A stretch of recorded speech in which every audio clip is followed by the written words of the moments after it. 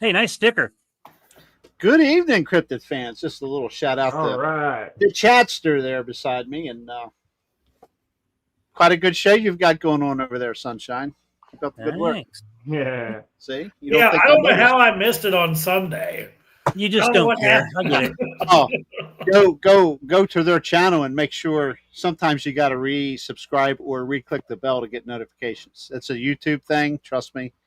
Yeah, I know. I've seen that. On YouTube. I've heard that from a lot of people. Yeah, absolutely. How's everybody doing tonight? Well, I was going to ask that question, but okay. Okay. Yeah, I see. There's already saying hi to me in the chat there. Yeah. Yeah, everything. Yeah, we got Steamboat. We're just going to call him Steamboat, and from the chats and Yeah, that's another fine. Everybody knows me by Steamboat. subject, and Yep.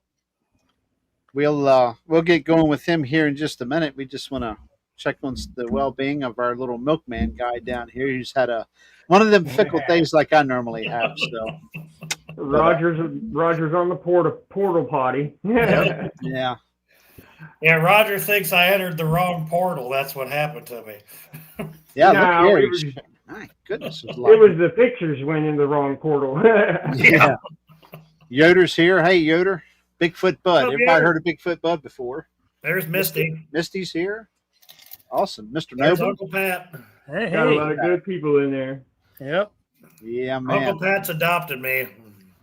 Uncle Pat is. Well, why are you still in Maryland? Get the hell out of here. Yeah, today he called me and said he was in my yard. I was like, you can't drive from North Carolina that fast. Oh, we'll put you in West Virginia. He'll put you in the West Virginia house. Well, once he moves back up to West Virginia, I think we're going to be going up there to visit. It's only about 5.5 hours. Yeah, it's not far. Yep, I got a good idea where he's at. Chat, how's Chat? I got to pick up my present from him for my birthday. Chad's great. Yeah, that's about all I can say today. I'm doing great. Okay. Glad to be here, as always. Good deal. Everybody's healthy for a change, yay. Yeah. If anybody's wondering, I was late because I had to move a wood stove. Ah. My grandfather's wood stove, we finally sold it today. Oh, man. My grandmother said it was time for pellets upstairs and downstairs. So there you go. Yeah, guess who gets to do that? You. I do that too. That's a lot of moving. Hey, it's easier than having to go split firewood. Oh, I don't have time to split firewood. I would do it. I got plenty here to split. Oh, I love splitting firewood. Nope. Just ripping open the bag, huh? yeah, pretty much. I don't have the shoulders to swing an axe and stuff anymore. Misty just got a wood stove for her greenhouse. Yeah. Just can't do it. Anyway, Steamboat, how are you tonight, buddy? Good to meet you. Great, man. Doing great. Just downloaded. It's another reason we were a little late. I was downloading some photos that somebody else could not do, so I had to take the last few minutes. Sorry, I probably should have sent them to the right person. Unfortunately, I didn't want to say that, Steamboat. Yeah, it's all I don't right. want to upset Jeffrey. Jeffrey's little feelings are hurt today. Steamboat has he has that Pony Express internet, so we have to. Well, right now I'm at a friend's house borrowing the Wi-Fi, so I'm over in Arkansas right now. So okay. But he anyway, had to drive from Texas to Arkansas just to get service. Yes. We won't tell everybody it's like right there on the border, but at my house, no, it wouldn't have worked. It's all good. But you're right on like the Louisiana, Texas, Arkansas. Yep, right there. You laugh, Chad. That's twice. I'm going to give him 5 opportunities. He's getting the button. Anyway, I don't remember what I was going to say now, but thank you everybody in chat for being here. We're already up to 41, and I'm sure that number is going to get way on up there. Anyway, our guest obviously lives in Texas. We're not going to give a town name, but my understanding is, according to the Milkman, you've got some stories or some occurrences or whatever you're going to discuss tonight with us and everybody in chat and across the world, the globe. Texas, Oklahoma, I believe, Louisiana, Arkansas. I've been into Oklahoma. Now, I can't tell you for sure that I had a sighting in Oklahoma, but we were driving down going up to Oklahoma City, picking up an RV, and man, I looked over and I was driving and I looked over to the side and I swear I thought I saw one wading in the water on in the Shawnee territory or whatever. Sure. But yeah, I could have got a better glimpse at it, but it looked like something was sitting there wading in the water, but it's just like all the hunters that never see it. There's no Bigfoot because you're not looking for them. Yeah. Now, I'll be honest with you, since I've really gotten involved with all this stuff, and just over the last probably 5 or 6, 7 years, maybe 10 years, I'm glued. I'm glued without driving too recklessly and not watching the road. I am glued side to side, up, down, everywhere. I'm looking constant. I've been the same way. Jerry's got dash cams all over the place. I've got dash cams in every vehicle. I got audio recorders now, everything. I got trail cams, everything. And one trail cam has produced something. So, but anyway. The trail cams, that's one thing that I believe they know exactly what the trail cams are, and they can see the infrared. Mm-hmm. I have one that's not like that. He's got the old school. Oh, okay. Yeah. That's probably the way to go. It seems to work. I got the Rubberneck Jerry. Yes, Art, you got it. I'm constantly looking. The trail cam I put out one time, I put it out at my mom's place, and man, it was sitting on the tongue of a trailer, but it was leaned up against the handle of the jack, and I had it like that, and I went out and checked it the next morning, and they had lifted it up and placed it flat, face down, sitting on top of the tongue lock mechanism, and it was balanced on there, and the last photo on it was me.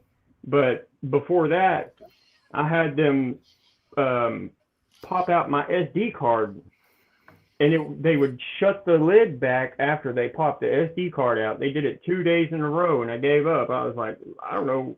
I didn't tell anybody where the cameras were, and I mean, raccoons wouldn't have shut it back, stuff like that. So yeah. I believe they know. There's a lot more going on with these creatures than we, have gotten the world to believe or realize it. The intelligent level is very high. Yeah. Yes. Very. Real quick before we cut loose here. Roger, I just want you to know, Roger Holler, every time I'm in the supermarket shopping with the wife or whatever, and I see crab legs, I think of you. I just want you to know that. I think of aged hams every time I think of aged hams. Well, if you're ever following me in the chats and stuff, I'm sure you probably know I want me some banana pudding. My dad was a banana pudding freak. Yes. Oh my God, I love banana pudding. Yep. With Nilla wafers. Got to have Nilla wafers. Banana pudding, banana bread. Yeah. Oh my God, why me? I don't know, Holler. But anyway, Steamboat, why don't you tell us a little bit about yourself, whatever you went out there, and by all means, the floor is yours. You can start, and you just holler when you're ready for photos or whatever, and I'll try to find, I know in particular order, I'll try to find what you're looking for, and we'll get them up here for you when you're ready, and the floor is yours. And well, I grew up in the Dallas area, and being raised out there, you aren't raised to believe. We would come out in East Texas and stuff, go to Falk and all that. We would go eat out that way and stuff like that. But it was always a joke to me, as Bigfoot was like, oh yeah, it's just a movie and stuff like that. But the first sighting I ever had was after I moved out here to East Texas, and I saw one walk across the field, and it was behind my buddy. He was facing me, and I was facing him, and we were sitting on the barn porch, and I saw it walk across the field, and I was just like, what? I don't know what just walked behind you, but I'm not going to chase it, because that thing was taller than that gate back there. And I'd say she was probably about 9 feet tall. And that was my buddy Garrett, and he was there, and he said, I believe you. And I said, well, I mean, I don't want to go look. It was too big. About that time, it had walked behind the barn after it went across the fence, and it screamed, and it sounded like it was killing something. But I thought it killed something, but come to find out, I believe that scream was just it maybe being excited. It saw people or something like that, you know. Yeah, that was kind of the first sighting, but it didn't really drill into my head like the second one. Now, I've been on Sasquatch Theory, and this was maybe a year and a half or more ago, but I've been on Mysteries Unknown with Joshua, and then I was on the Cryptid podcast with Daniel, and each time I had more stuff to say, but the time that I got chased was really the most profound experience I ever had with these creatures in my life. I mean, it was the day that it set it in stone that I was like, you can't tell me these things aren't real. And what I saw it do was out of this world kind of stuff. And that's when I knew that these were more than just physical flesh and blood creatures. And there might be people in here that don't believe in that, but that's okay, because we're all trying to figure it out, you know. And the day was December 21st, and we had a little work party, and I had just got a new motorcycle about a week before that, and it had been raining and stuff like that, so I was just riding to work and back, and we had this little Christmas party going on, and I was like, y'all, I'm going to head out a little bit early, and I'm going to go out to the spillway just for a ride because it's supposed to get cold after that. And I said, I'll see y'all later. Well, I ended up taking the long way, and I went down under the boat, on the boat ramp road. It's on the top side of the dam, I guess you'd say, but it's under the dam kind of. The dam's kind of way up there, you know. But it's on Lake Wright-Patman out here, where I've had a lot of experiences at. And when I got about halfway down the road, I seen in the lights there was something in the road, and I couldn't make it out. I thought it was like a trash bag full of leaves or something for a little bit, and I got closer, and then it looked like a man in a ghillie suit. And he was bent over facing away from me, and I was like, what is going on? Is this guy hurt, you know? Well, I pulled up next to it on the motorcycle, and when I looked at it, it looked up at me, and I'll never forget the eyes of this creature and the face.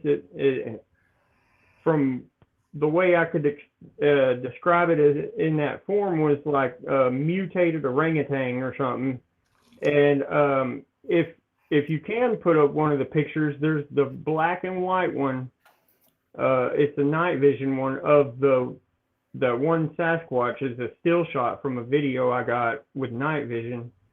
And I can explain it as you show them or whatever, but there's that creature is the one that shaped me and shapeshifted.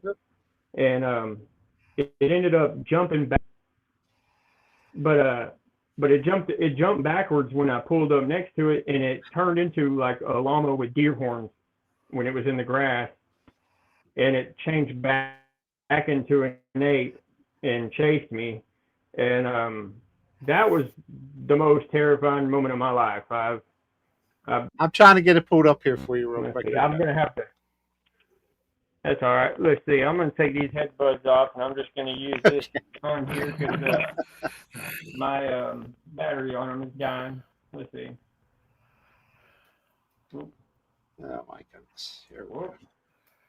It wouldn't be one of our shows without technical issues. Okay. Oh, no, it's okay. See, those are night vision that I got. Those are on Lake Wright-Patman. But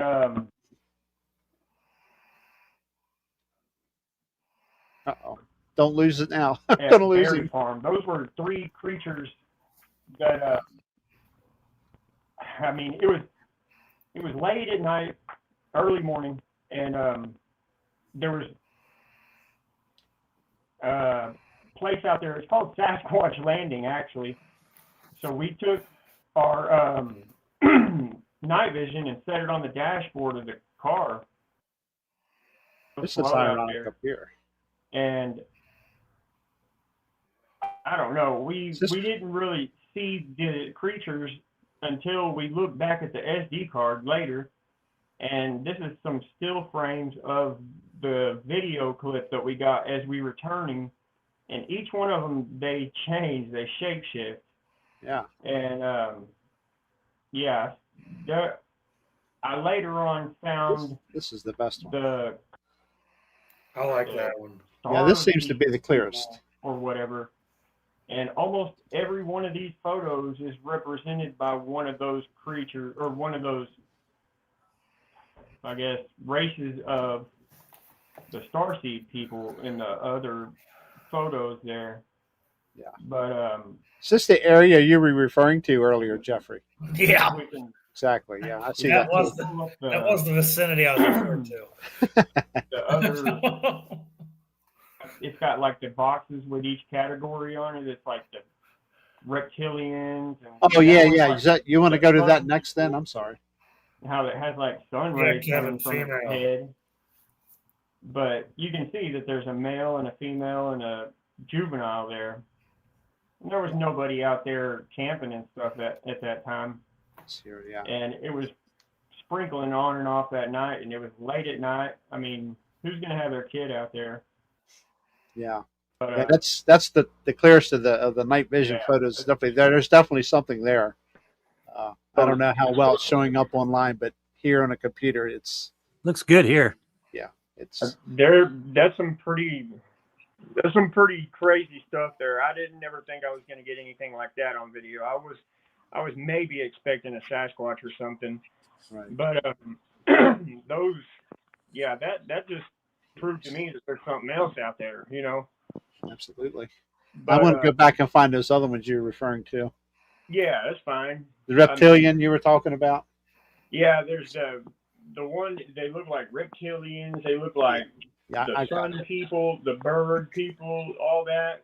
I had no idea about these starseed people or whatever. See, like that right there.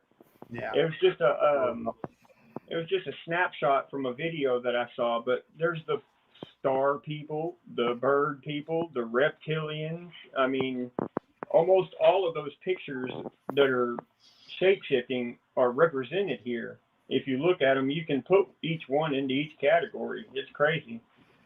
Yeah. But that was at Berry Farm Landing on the north side of Lake Rat-Patman in the Cache County and Bowie County area of Texas, right out in East Texas.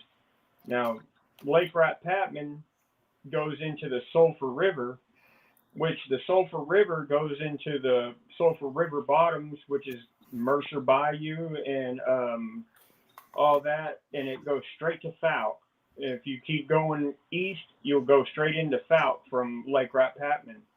So this is the area that I'm talking about. It's so close to Fouke that, I mean, I live 20 minutes from Fouke.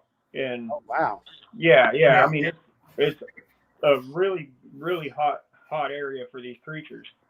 And, you know, there's a lot of people that'll deny them, stuff like that. But when you talk to people, there's nobody out here that really hasn't known somebody that's had a sighting or seen something themselves, you know? Yeah. And I think it's just that the way that people perceive you after you, you know, open up about that kind of stuff. Like, I had nothing to lose. I was like, as soon as I saw these things, I was like telling everybody at work, oh my God, you don't know what happened to me, you know? And they're like, hey, you probably shouldn't be saying that in front of customers. I'm like, but no, you got to know these things are real. Yeah. Robert Duvin, who's a regular here in our chat, is asking on the video that you took the stills from, does it show movement in the video? Okay, this is one of the bad parts about those still shots is that my ex-girlfriend had the SD card in her laptop when we split apart, and I didn't get I didn't get it back. So she's out there somewhere with this SD card that has the video clip on it. I remember that similar situation happened to Coonbo's. Some of his stuff he had in his collection. That seems to happen a lot. Yeah, well, I can say, being twice divorced, I've lost a lot of things. Yeah, I was left with a bunch of stuff. Well, we won't. Yeah, it was on fire, my card. I've lost some good evidence too. I mean, I had some awesome zoom ins on like Google Maps and stuff, where I was looking around and you could see. I mean, you could see these creatures walking around. I mean, if I've got a YouTube channel that you can see a lot of this stuff on, and there's on the I guess it was where you just post the post, you know, like you can put pictures or whatever on there. There's a couple of zoom ins of the satellite images on there where you can see three of these creatures walking all in the same direction. Bigfoot divorce court. Yeah. My ex-wife always thought I was crazy because I believed in this stuff. My girlfriend went to a festival with me, so I don't know. Well, after I got chased, it took me a little while to go back outside. I mean, I was like, nope, I'm never going in the woods again. Never, ever going in the woods. I don't care about fishing no more. I'm not going. You know, I swore it all off. And I'm a fisherman at heart. I've gone fishing my whole life. I go down and fish for sharks in the ocean. I go down and fish for catfish. I fish for bass. I fish for everything. I love fishing ponds. And I'd be night fishing all the time on Lake Rat-Patman. And after that thing chased me, it changed me. I'm still not the same person I was. When I looked eye to eye with that thing, I could have reached out and touched its nose when we were sitting there, and we were both looking at each other like, you know, and that changed me. But about a week after that, I got the courage up to go out at nighttime, and I went out to sit at a little. It's not a boat ramp, but it's just a mud landing. You can put your boat out there, but it's just like in the mud, you know. And it's called Sherman Landing, and it's on the east side of Lake Rat-Patman off of Highway 59. And I went out there because it was kind of just the closest to the civilization that I could get to being at the lake. And I went out there and I sat out there about 1 o'clock in the morning. I killed the motorcycle and I said, now Sasquatch, Bigfoot, whatever you want me to call you, whatever that thing was that chased me, I said, I want to know that I'm safe to go out here and go fishing and you're not going to hurt me. And I want to know. Well, that's the first time I ever heard a voice in my head that wasn't mine, and they can mind speak with you. And I received the message on the mind speak that this is the quote unquote, and it said, we were not here first. Before us was the lizard people. I never thought about lizard people in my life before that, you know. Maybe cartoons or something, you know, but it was never like, oh, there was lizard people here on Earth, you know. That was a message that I got when I asked the Sasquatch, am I safe to go out there at night? Well, at that exact moment, when I was looking at the moon, and the moon turned into like a lizard eye, and it shut, and it opened back up, and it turned back into the moon, and I went, that's enough. I'm leaving. I got on the motorcycle and I left, and I was like, that was the weirdest thing that's ever happened to me besides, you know, the thing shape-shifting in front of me. I don't know. Maybe I'm crazy, but I I went out in the same, I think it was the same day that I went to Sherman Landing, and I found footprints. Now there's photos of the footprints too. And that was at Elliott Bluff where I got chased. And that's when I went, okay, maybe I'm not crazy, because I can see physical evidence right here of the creature that chased me. I see the footprints, and they were big. I mean, 20 inches long and stuff. And there was even imprints into the gravel where when people were walking through there, you can see where their shoes scuffed it up a little bit, but this was imprinted into the gravel. I mean, heavy. That's when I was like, okay, we're dealing with something real here. And so I, after that, had the bite of the Bigfoot bug. I went for 2 years straight riding around that lake every chance I got. Every time I was off, every night that I got off work before my girlfriend would get off, I would go and I would ride around the lake a little bit, and I would just go look, and I'd be just like, I didn't know what I was looking for exactly, but I needed to know what it was, you know. Mm-hmm. And it was compulsive like behavior, you know. It was like, oh, I'm off 30 minutes early, well, let's go to the lake, you know. And yeah, that came up with some sightings. I've had probably over 20 eye sightings of these creatures, and I've had multiple friends with me during different sightings. Like, there was one time there was a real aha moment in my life that one of my friends, he's passed away now, but we were over at his house, and there was probably about 5 people out there, and we were working on his car and stuff, and we were sitting there, and there was about 150 yards of green grass field, and then there's a pine tree line that's on about maybe 200 yards from us at that.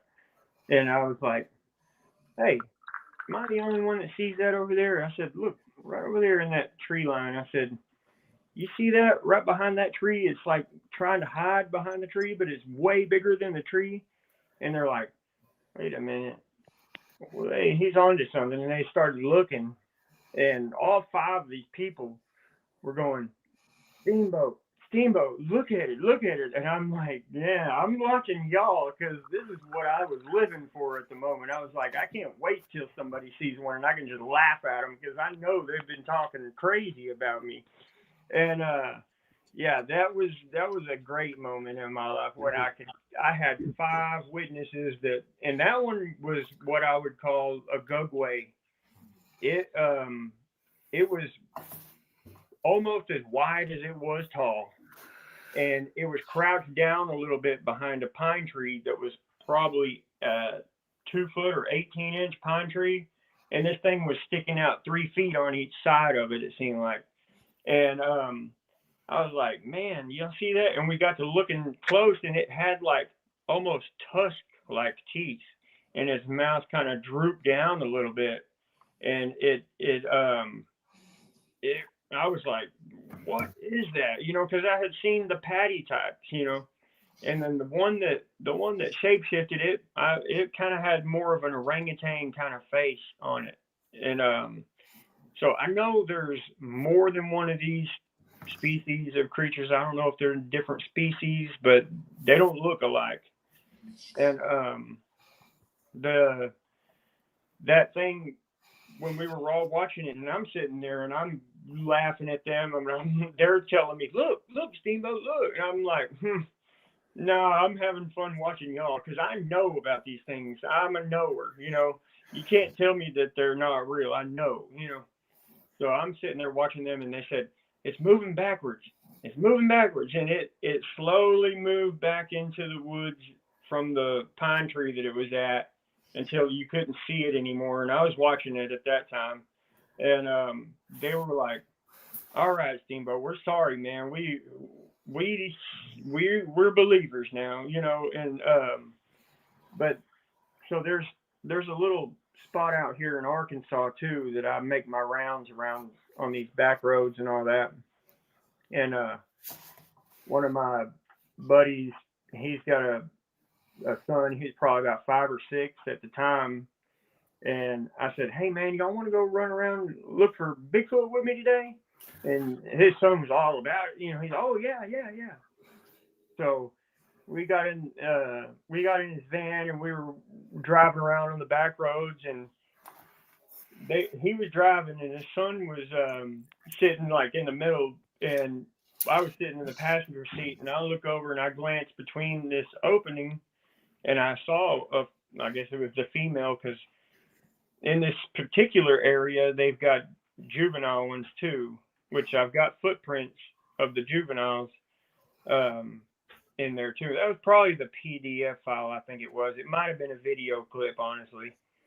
But I don't know. There were some technical issues today, so yeah, that's why we were just fashionably late. But that's my style. So I didn't see a video clip. Yeah, I'm a farmer, so I'm used to things going haywire. So. Yeah, I hear you. But crazy is the name of the game. When I saw that, he had already started to hit the brakes, and he hit the brakes, and I looked over at him and I said, "Did you see that?" And he said it at the same time. He said, "Did you see that?" And his son said, "I saw it." And we backed up, and it was already gone. I said, "Y'all, I'm pretty sure y'all just saw y'all's first Sasquatch." And that was cool. And they were like, "Yeah, I know what we saw," you know. And but that area out there is where I got the juvenile footprints. And I was walking down the road, and I had walked back. And as I was walking back down the road, I had looked on both sides. I was looking for footprints and stuff.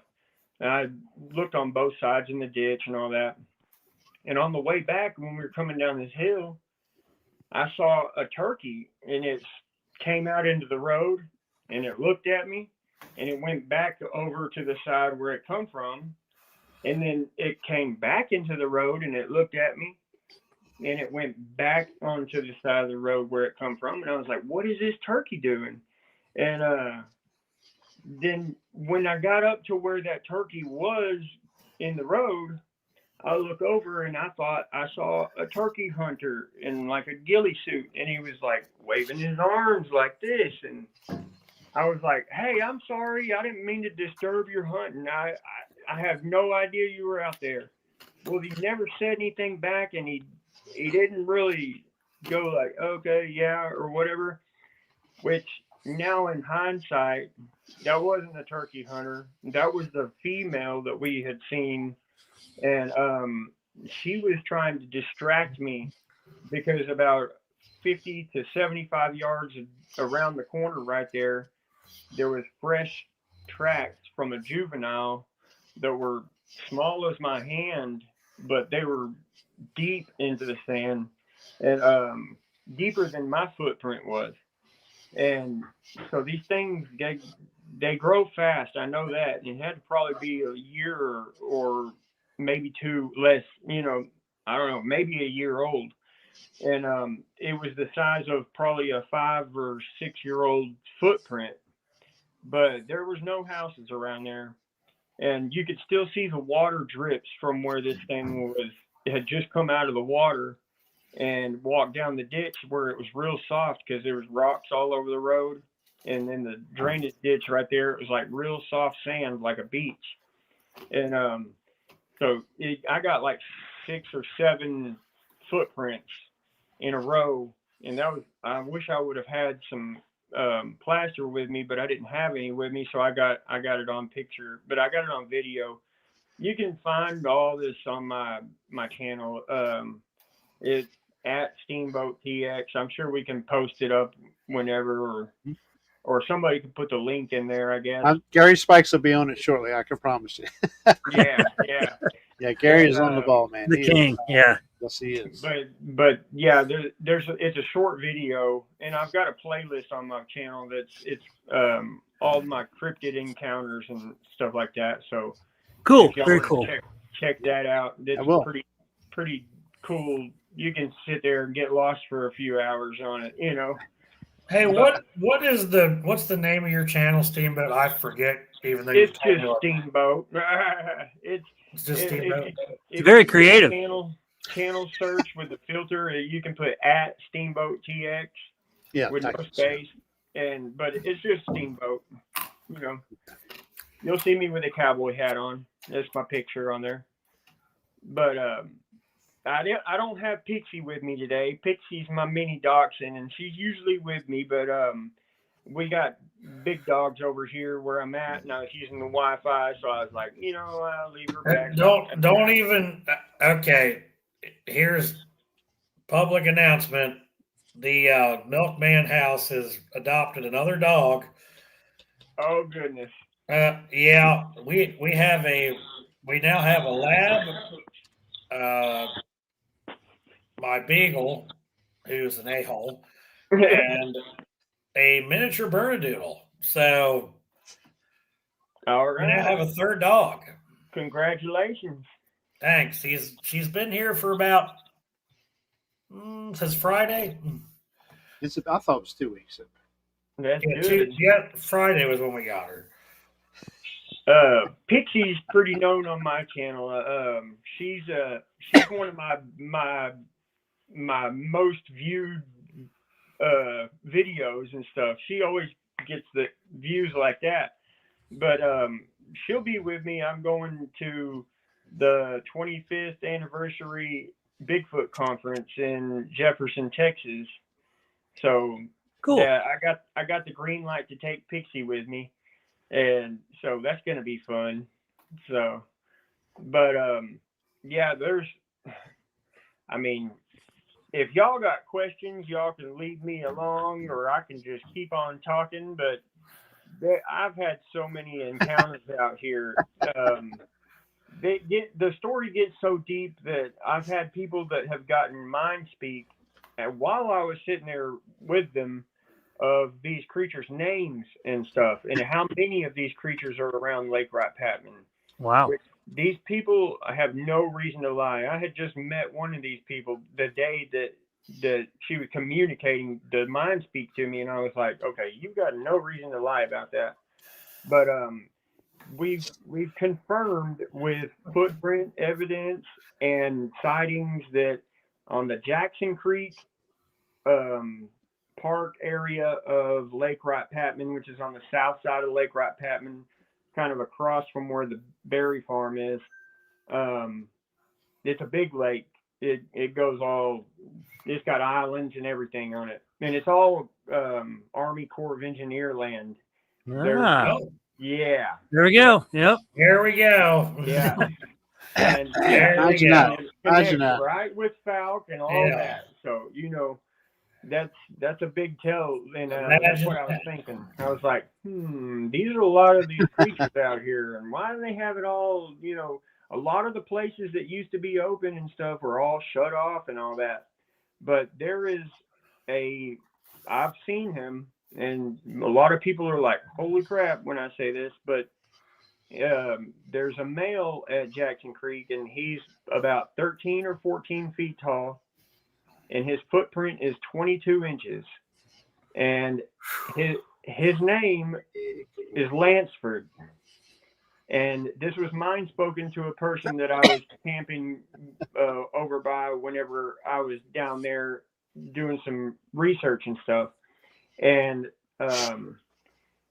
Lansford has a wife, Sasquatch wife, named Tia.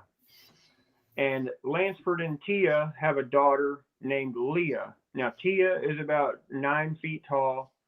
And Leah, at the time, I think she was probably about 7 or 8 feet tall. And the footprint sizes are 13 inches, 16 inches, and 22 inches. And when I saw Lansford the first time, this before I ever knew his name, we were driving around, and I'd spotlighted across the pasture kind of, or it's not a pasture, but there's kind of a camping area that nobody was at the time. And there's a bunch of old growth pine trees out there and stuff. And I saw a bunch of deer, but in the middle of the deer, I saw something that was kind of tiptoeing across, and I went, holy crap, that thing is big. And I don't know if y'all remember, I guess it was on Looney Tunes or something. There was like a big red hairy creature that had no neck at all. It looked like a big walking tombstone or something covered in hair. That's what it reminded me of. You know what I'm talking about? Tasmanian devil. Yeah. Yeah. Well, this thing, it had no neck. I mean, its shoulders was just, and this thing moved weird. It was like a walking tombstone. I'm telling you, this thing was huge. But it literally made the deer look like small to medium dogs. I mean, they barely come up to his knees. And these are big deer, you know. And so that's how I gauged the height of them. And whenever I was at the right there on the road, I remember where I saw him at, and I could see where his head was on these trees. And I went over there and I saw, and I was like, oh my gosh, this thing had to be 14 feet tall. And that's what I really would tell you, that if I had to put money on it, I'd say it was about 14 feet tall. And about a week after that, when I saw him, we were going back out there looking around, and one of these big pine trees, I mean, old growth pine trees, had been twisted up and broke down and laid across one of these trails. And I was like, they might not believe it, but I do. I believe that he did that. I mean, what else would have twisted that tree? There was no big storms or anything right then, you know. And I've got a video on there, of a short video of that. But yeah, these things are so strong and so fast, and they've got supernatural powers. There's Dano. How you doing, bud? Glad you stopped by, man. But yeah, these things are just, I don't know. There's people that are flesh and blood people, and then there's people that have experienced some of the things that I've seen, which I can tell you with my 100% heart that these things are not just flesh and blood. They can communicate with us through our minds. They can shapeshift, and I don't know how many of them can shapeshift. I don't know if all of them can, or I don't know if maybe I scared it so bad that it happened to do it in front of me, and they don't do it in front of people a lot. I really don't know. I pulled up next to it, you know. But there's according to Mindspeak of the person that told me Lansford and Tia and Leah's names, according to that person, there is 15 cryptids around Lake Wright Patman, Texas, that are not blood related. They do look different. I'm not sure how many of them are Sasquatch types, or maybe there's some of the star seed things that you saw in the pictures there. I don't know if those are included in that, but there could be also a Dogman type creature out there, because when I was talking to the game warden about the sighting that I had, and I got chased and stuff, after I got the courage to tell him, I was like, you know, I do have that. I told him, I was like, you know, there's something out there, and I'd like to tell you about it. So I told him, and he said, I'm going to record it for my higher ups so they can hear it. And I said, okay. I told him about the same story about the thing chasing me. I left out that it shapeshifted when I told him. It took me over a year to even speak of that. It was like a very small handful of people knew that it shapeshifted whenever it happened to me. But even on my Sasquatch theory, I feel bad. I left that one part out, that it shapeshifted. because I didn't know how people were going to react to that, you know. But now I'm not the only one that's seen them shapeshift. So it's like the more research I did, the more comfortable I was about telling the real truth about it, you know. But it's not like I was trying to lie. It was just too far fetched for me to even say that, you know. But yeah, he said that there was a doctor from Texarkana that was eating lunch down there about 3 months after I got chased, and saw a 6-foot tall creature with pointed ears. While he was eating lunch, he was sitting there watching this creature for about 5 minutes, walking and sniffing around down there by the right of way for the electric power and stuff, for the power poles. And that was like, oh, okay, so there's confirmation that there's more than one kind of these things out there and stuff. But I got more comfortable as far as going fishing and stuff at nighttime and all that. And there's a little creek in Atlanta, Texas, that is like, it goes straight up under Brookshire's. It's across the street from the parking lot of Brookshire's, and then it goes under Brookshire's in like these 6 and 7 foot tall tunnels that goes all the way under the parking lot, and then it goes out the back and it goes over towards the hospital over there. And I was fishing in this little creek one night, and I came across what it looked like a big tractor tire. And it was laying there on the ground, and I was like, I've never seen that tractor tire there. I fish here a lot, you know. And I had a headlight on, but then it opened its eyes, and it looked up at me, and this thing had blue eyes. It was shining back blue. It was when it stood up, I realized what it was, but I could see the eyes opening up, and I was like, whoa, that's something laying there. And when I just froze, I was like, man, what is this blue eye shine? And it stood up, and it was probably, I don't know, I would say that it was the size of a small lion or something. I'm telling you, this thing was huge. It was probably about 4 foot at the head, and it was a big black wolf. And it sat there, it just looked at me for a minute. We both made eye contact. I didn't get scared. And I sat there and looked at it for a minute, and I was thinking, this is not somebody's pet around here. I know that for sure. I lived across the street from there whenever I was at this time, and I've moved since then. But yeah, I was like, okay, this is weird. This is a big black wolf, and I didn't know there was wolves in Texas. But you get it? Yeah, I think so.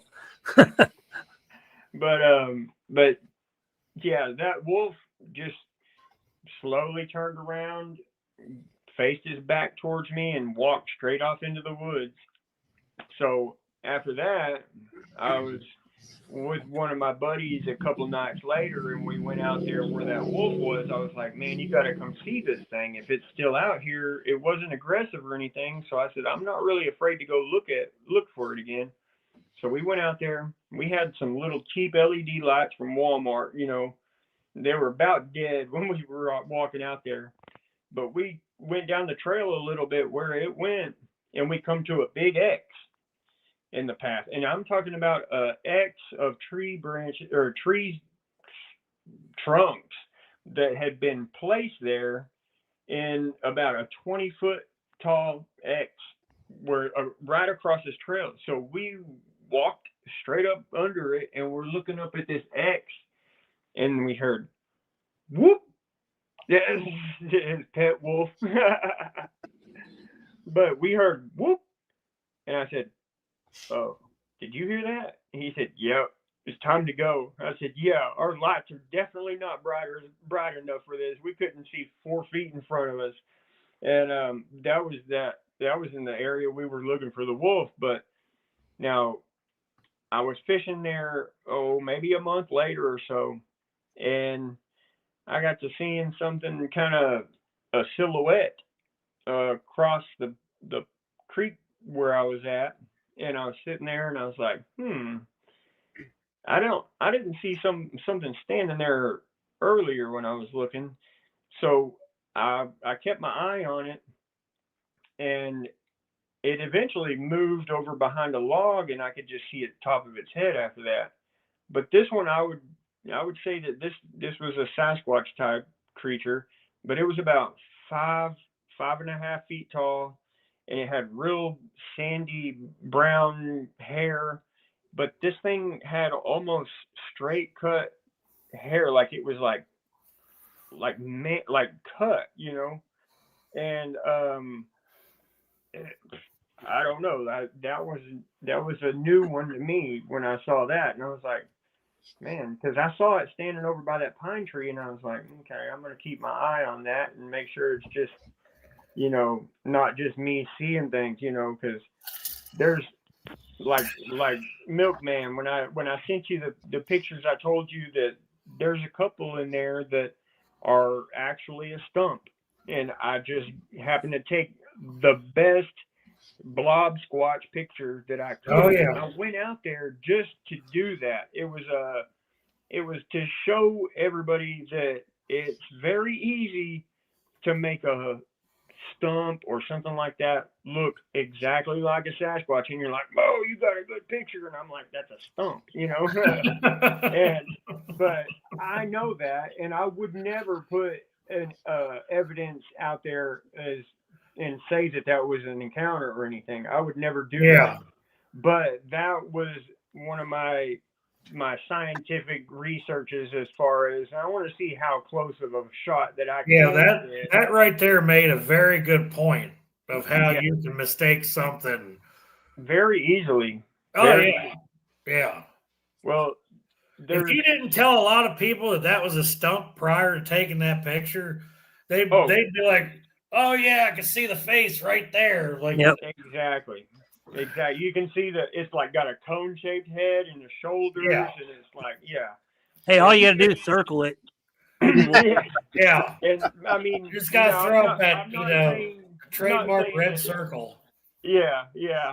Not saying that anybody out there, I'm not calling anybody out or anything, right. But I just know how easy it is to hoax a photo by just looking at natural things and just from the right perspective and stuff like that. But that photo was actually taken at Sherman Landing, where the Mines Peak happened the first time. And so that was one of my just a scientific research kind of thing. I was like, I'm gonna throw that out there to see, because I never really posted. I think I had put it in a comment on a Facebook post one day or something, and I never posted it on my channel because I knew it's not real. But he actually sent me that yesterday. He's like, this is a stump, but I just wanted to give you an example of what a lot of pareidolia or whatever. Pareidolia. And I was like, I said, that, how many people would look at that and go, oh, look at that. Yeah. That's why I was like, this is good, but I can't put it. I didn't want to put it out there because I didn't want people to think that, that I was actually out there trying to hoax a picture. I'll send Jerry and Chad that, because I mean, if you look at it, anybody that doesn't pay attention be like, the hell's that? Oh yeah. It looks like it's sitting there looking at me, but I had to force that perspective. I had to go, and I was like, that stump could look kind of suspicious. I said, what if I look at it from this angle? And I got down a little bit, and I was like, oh, that's perfect, and I got it. But that's one of the things I've always said, and I put this. Sorry, we got dogs. That's okay. Big dogs. But I made it very clear to all the people that follow my channel and stuff that I'm not ever going to fabricate. Hold on, let me shut this door. Yeah, sorry, y'all. but I'm not ever going to fabricate any evidence. Right. I'm not ever going to put anything out there that I'm not 100% sure of what I was looking at. And like there's a couple of short videos from Southwest Arkansas here that this is one of the weirder things that's ever happened to me in my life. I was out there at this particular spot for about a month, and I was out there looking around every day, and I was trying to gather some evidence, which it was kind of slow, but I was just out there, and I was like, the only way you can really have the chance of seeing something is if you put your foot in the field and you get out there and just spend the time out there. And so I was out there, and then I actually was talking to Daniel Hamilton that day right before I saw this, and I said, man, I got to go. I'm going to take a video of this, but I see something walking back and forth out there in the wood line, and I'm going to try to get a video of it, which I was a little bit over the PTSD of all of it and stuff. So I kind of got closer than I probably should have, but I kept walking closer and closer to it. And this thing was like, you could see how it had its elbow in its hand, and it was kind of looking around the tree like this. And it almost looked like it had like a bun on its head. But it was doing that, and I was sitting there talking to it. I was like, hey man, you're doing great. Yeah, I got you on the video. You're doing great, you know. And I must have said something wrong, because my phone was at 80% on the battery, and I got to where this one part, and it said, boom, 4% battery too low to take video. And I was like, wait a minute, my phone was just at 80%. I know it was. I've had that issue trying to take footprints. That thing zapped my battery, and when it did, I heard a clicking sound like that, and this thing hit me with this energy that I felt like I had just ran 10 marathons, and I had to go and sit down, and if I didn't, I was not going to make it, you know. Yes, see, I was talking to Daniel that day, and that thing, whenever it was behind the tree and it went down like this and it crouched down behind the tree, that's when it hit me with I guess it would be infrasound, or I don't know exactly what it is. It's not scientifically proven to me what it is, but I know from my experience that this phenomenon, it can zap your electronics. It can make you feel like you're nauseous. You're like, to me, I felt like it was making me feel like I was low on blood sugar or something. And I was just like, I've got to go sit down. And I had to go inside and sit down. But what else would I want to do out there with a phone that's too dead to record anyways? And I'm sitting here looking at this thing probably 75, maybe 50 yards away. And I'm trying to get closer and closer to it. And I was like, you know, I'm kind of pushing my luck here. I'm just going to go in and but yeah, that was pretty crazy. And now I still deal with the everlasting effects of being zapped to this day. And it's happened since we've been talking on this podcast right now.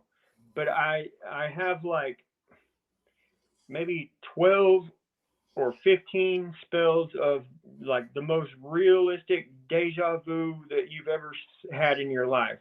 Mm-hmm. It's like, I've been here before, I've done this, and that's how I know I'm on the right track in my life, I guess. You know what I mean? It's just, I feel like I've been here and I've done this and I've done all that.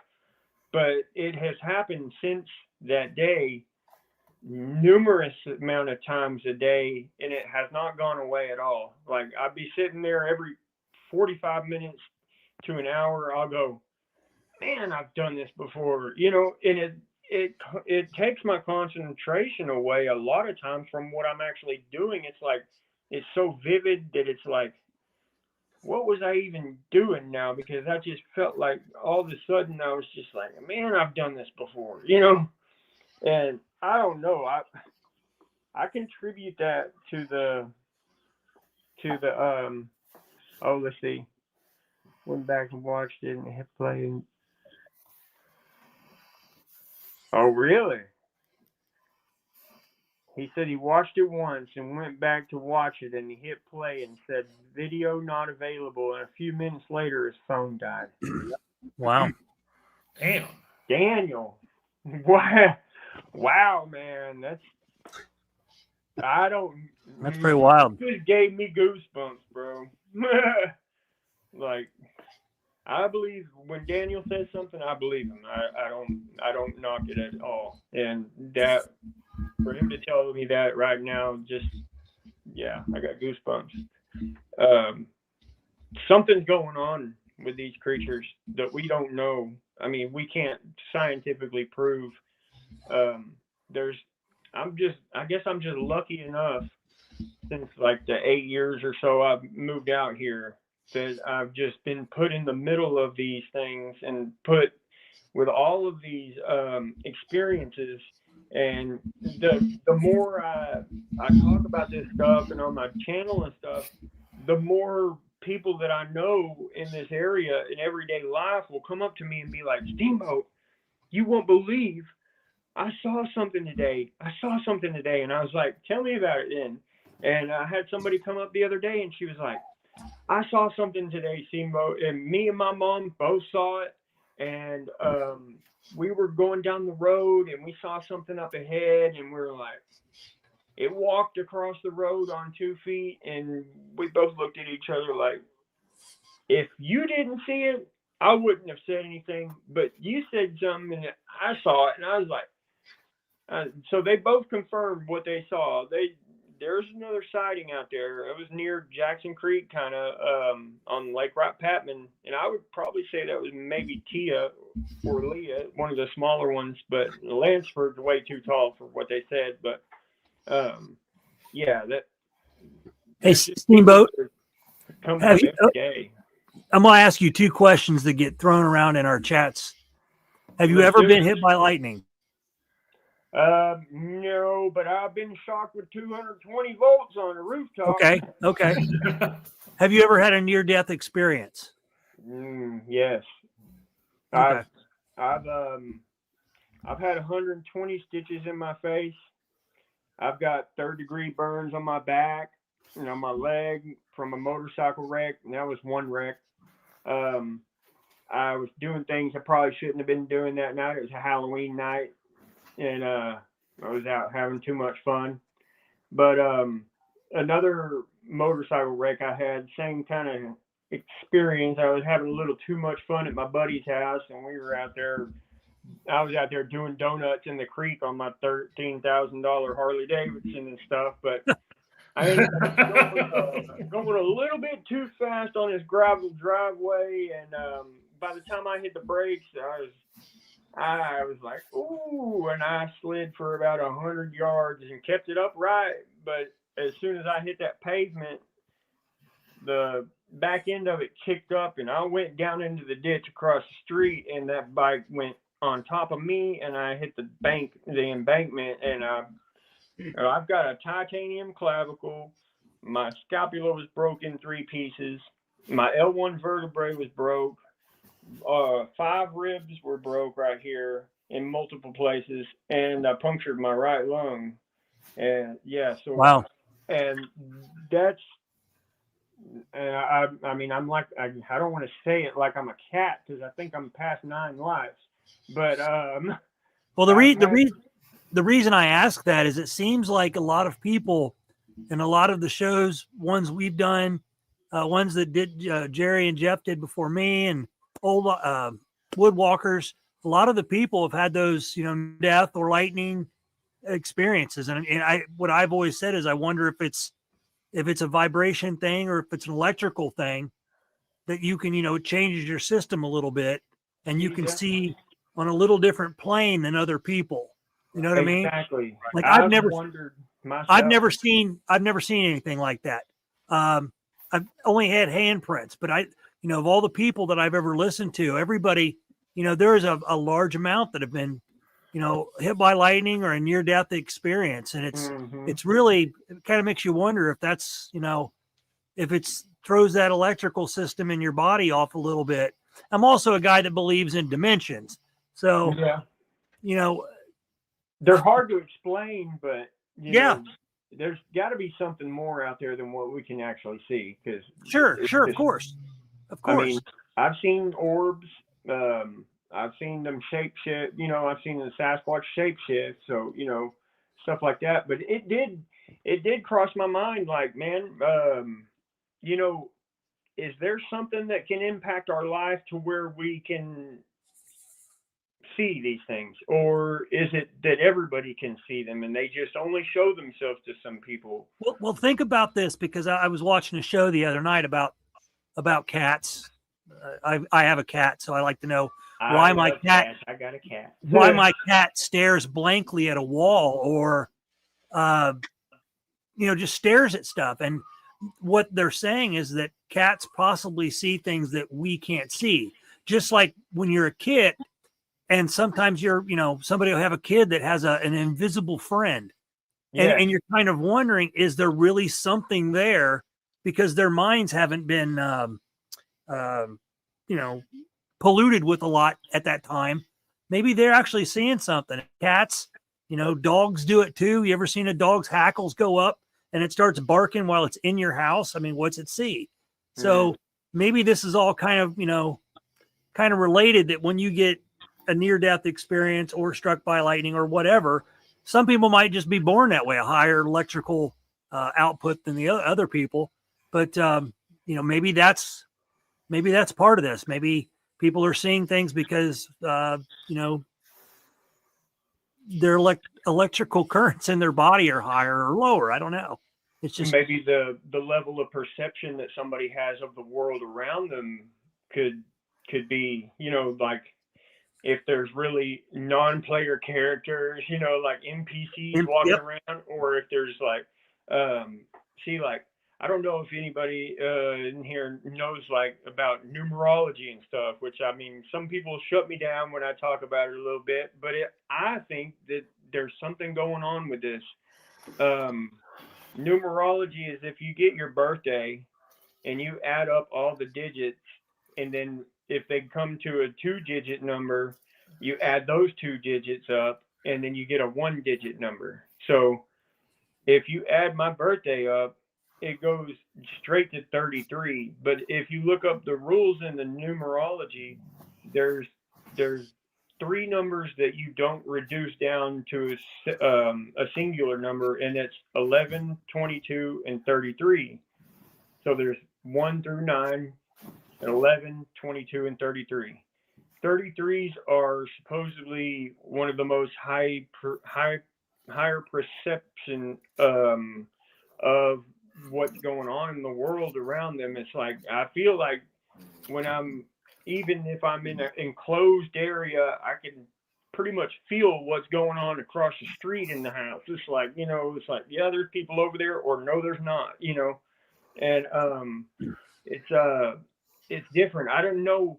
I would love to do a correlation on how many people have had sightings and what their numerology number is, their life path number. Well, you mentioned 33. I mean, I believe there's been a lot of sightings on the 33rd parallel, if I'm correct. If that's right here. Okay, so there you go. I'm on the 33rd parallel. I'm at 3394. There you go. So I know, like Roger and Greg and Kumbo and all those guys talk about it. I believe it. I believe there's some weird stuff going on in this parallel, because if you look from Lake Wright Patman all the way over to Falk and all that, I mean, there's just like this, it's straight down the parallel there. Like I believe something's going on with that, but there's also with your name there's a numerology there. So this is where it kind of gets weird. Is like my name and my birthday numerology numbers are both 33, and I live on the 33rd parallel. Like I don't know. Yeah, man, it's something to really think about. Is maybe with all that. As a coincidence, maybe that's part of why you see as much as you see. Yeah, I think that I pay a lot more attention to these kinds of things since that thing chased me. I probably wouldn't have even made a YouTube channel of it all if that thing wouldn't have chased me, because that was when, everything in my life changed. It was like, okay, I'm not just a fisherman anymore. I'm somebody that has to watch my back when I go out here. It's like, it just become this obsession, and just learning about all the different things and stuff, and looking into other things. See, once you believe in the shape-shifting and stuff like that, and then you can start to open your mind up to different things like the numerology and the astrology and stuff like that. And, I consider myself a follower of Jesus Christ. I'm a Christian man myself. I might not be the best role model Christian there is, but I do ask for forgiveness whenever I need to. And when I opened my mind up a little bit and I got to thinking about it, there's books from the Bible that are missing. We'll never know what was in those books. Who's to say that it didn't have something about astrology? Or who's to say that it, look at that, Daniel, 3, yep. And it's pretty crazy, let's if you really want to go there, you could also say that history is what's real. Exactly. So I believe these things have existed for forever. I truly do. Deep down in my heart, I believe if we could see the missing pages from the Bible or the missing books from the Bible, that it would explain everything that we have here going on. We're filling in the gaps, and we're trying to tell people about stuff that they aren't exactly going to believe in because it's not in the Bible, but there's those missing sections, and that percentage of whatever it was, I think that it explained everything. Dogman, I think it explained the shape-shifting. I think it explained all of it, the astrology, maybe it was just too weird for them to keep it in there. I don't know. I don't think that was the reason that it's not in there anymore. There's reasons, and I think it was could be too, so it doesn't scare us, or there's so many different reasons there could be, but keep us. We'll never know. Keep a thumb on us. Yeah, basically. I don't know. I wish I had more answers on all of it, and I'll never be done looking. I'll never be done. I would say that that is one rabbit hole you probably could go crazy researching. Oh, yeah. Because it's going to lead you into rabbit hole after rabbit hole after rabbit hole, and you're really never going to find an answer.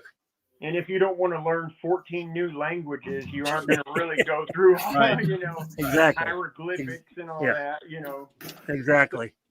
Who's to say that, well, we're getting way off topic here, but who's to say that there wasn't somebody before the pyramids and all that, lizard people, whatever, The history that we know is definitely not the true history of the Earth, and I can tell you that from just my own findings. It's like, I know that that brings up one thing. The pictures of the bones.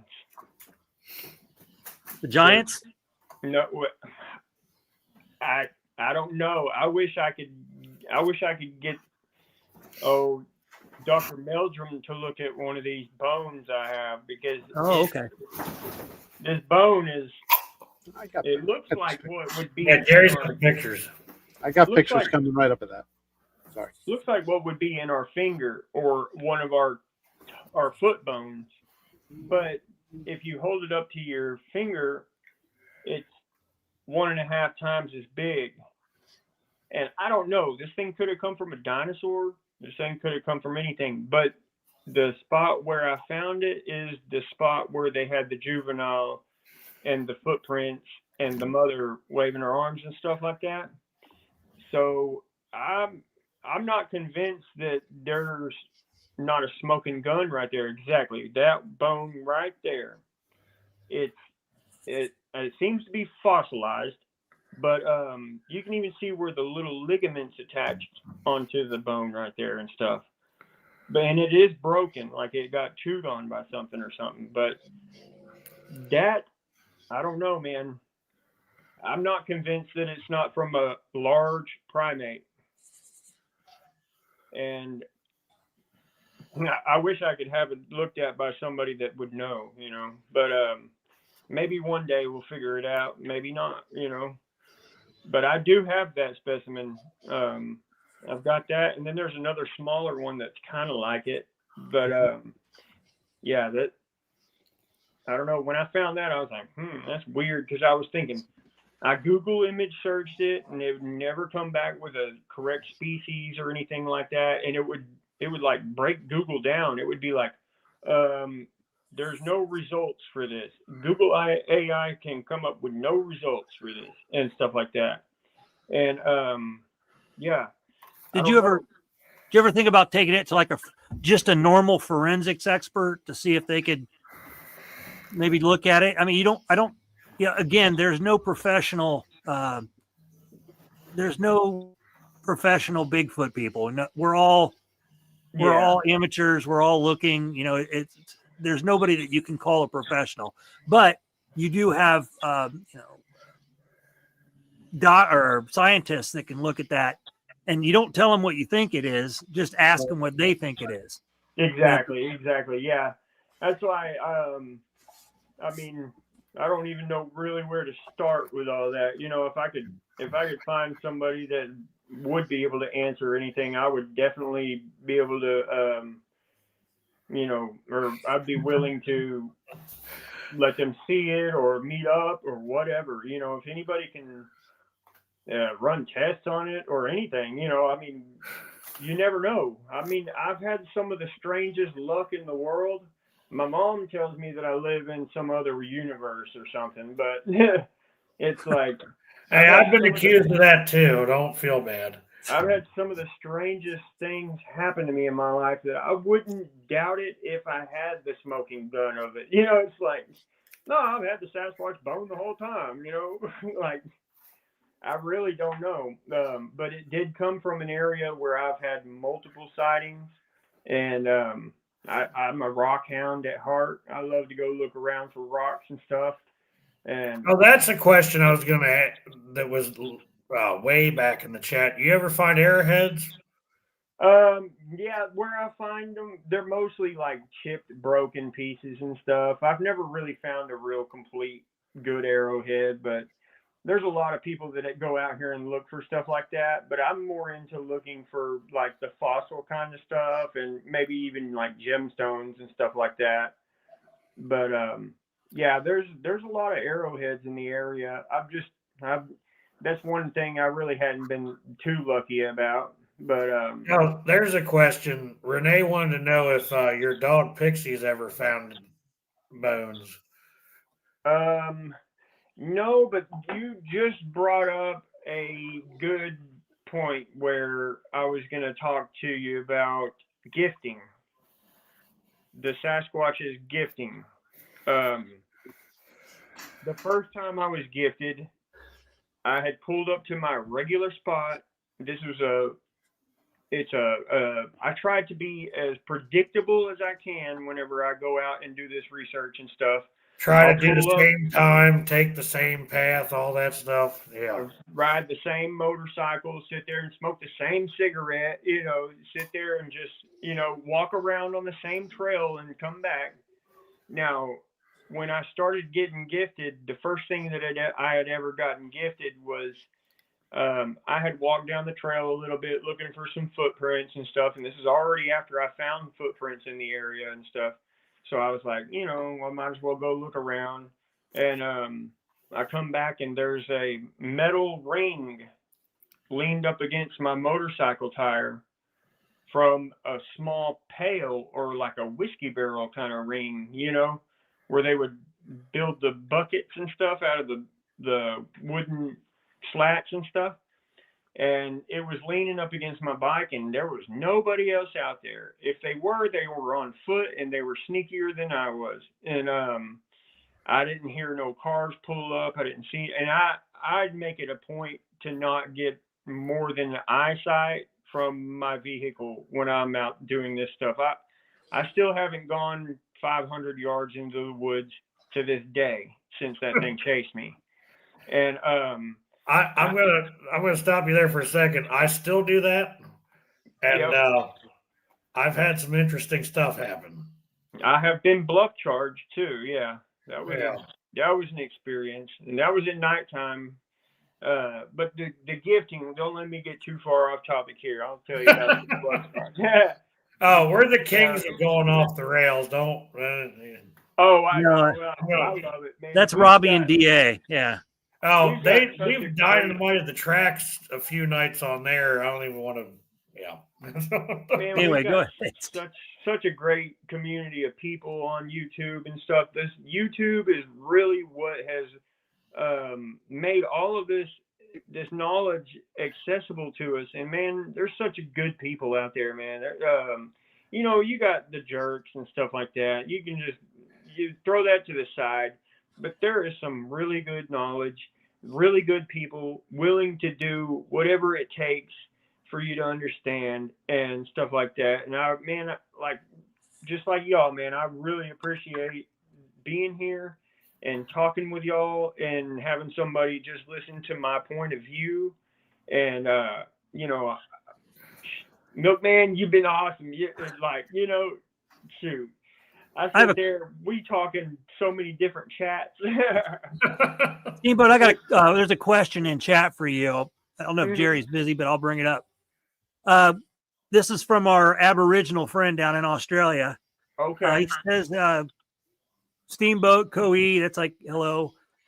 What sort of smells have you experienced? Okay.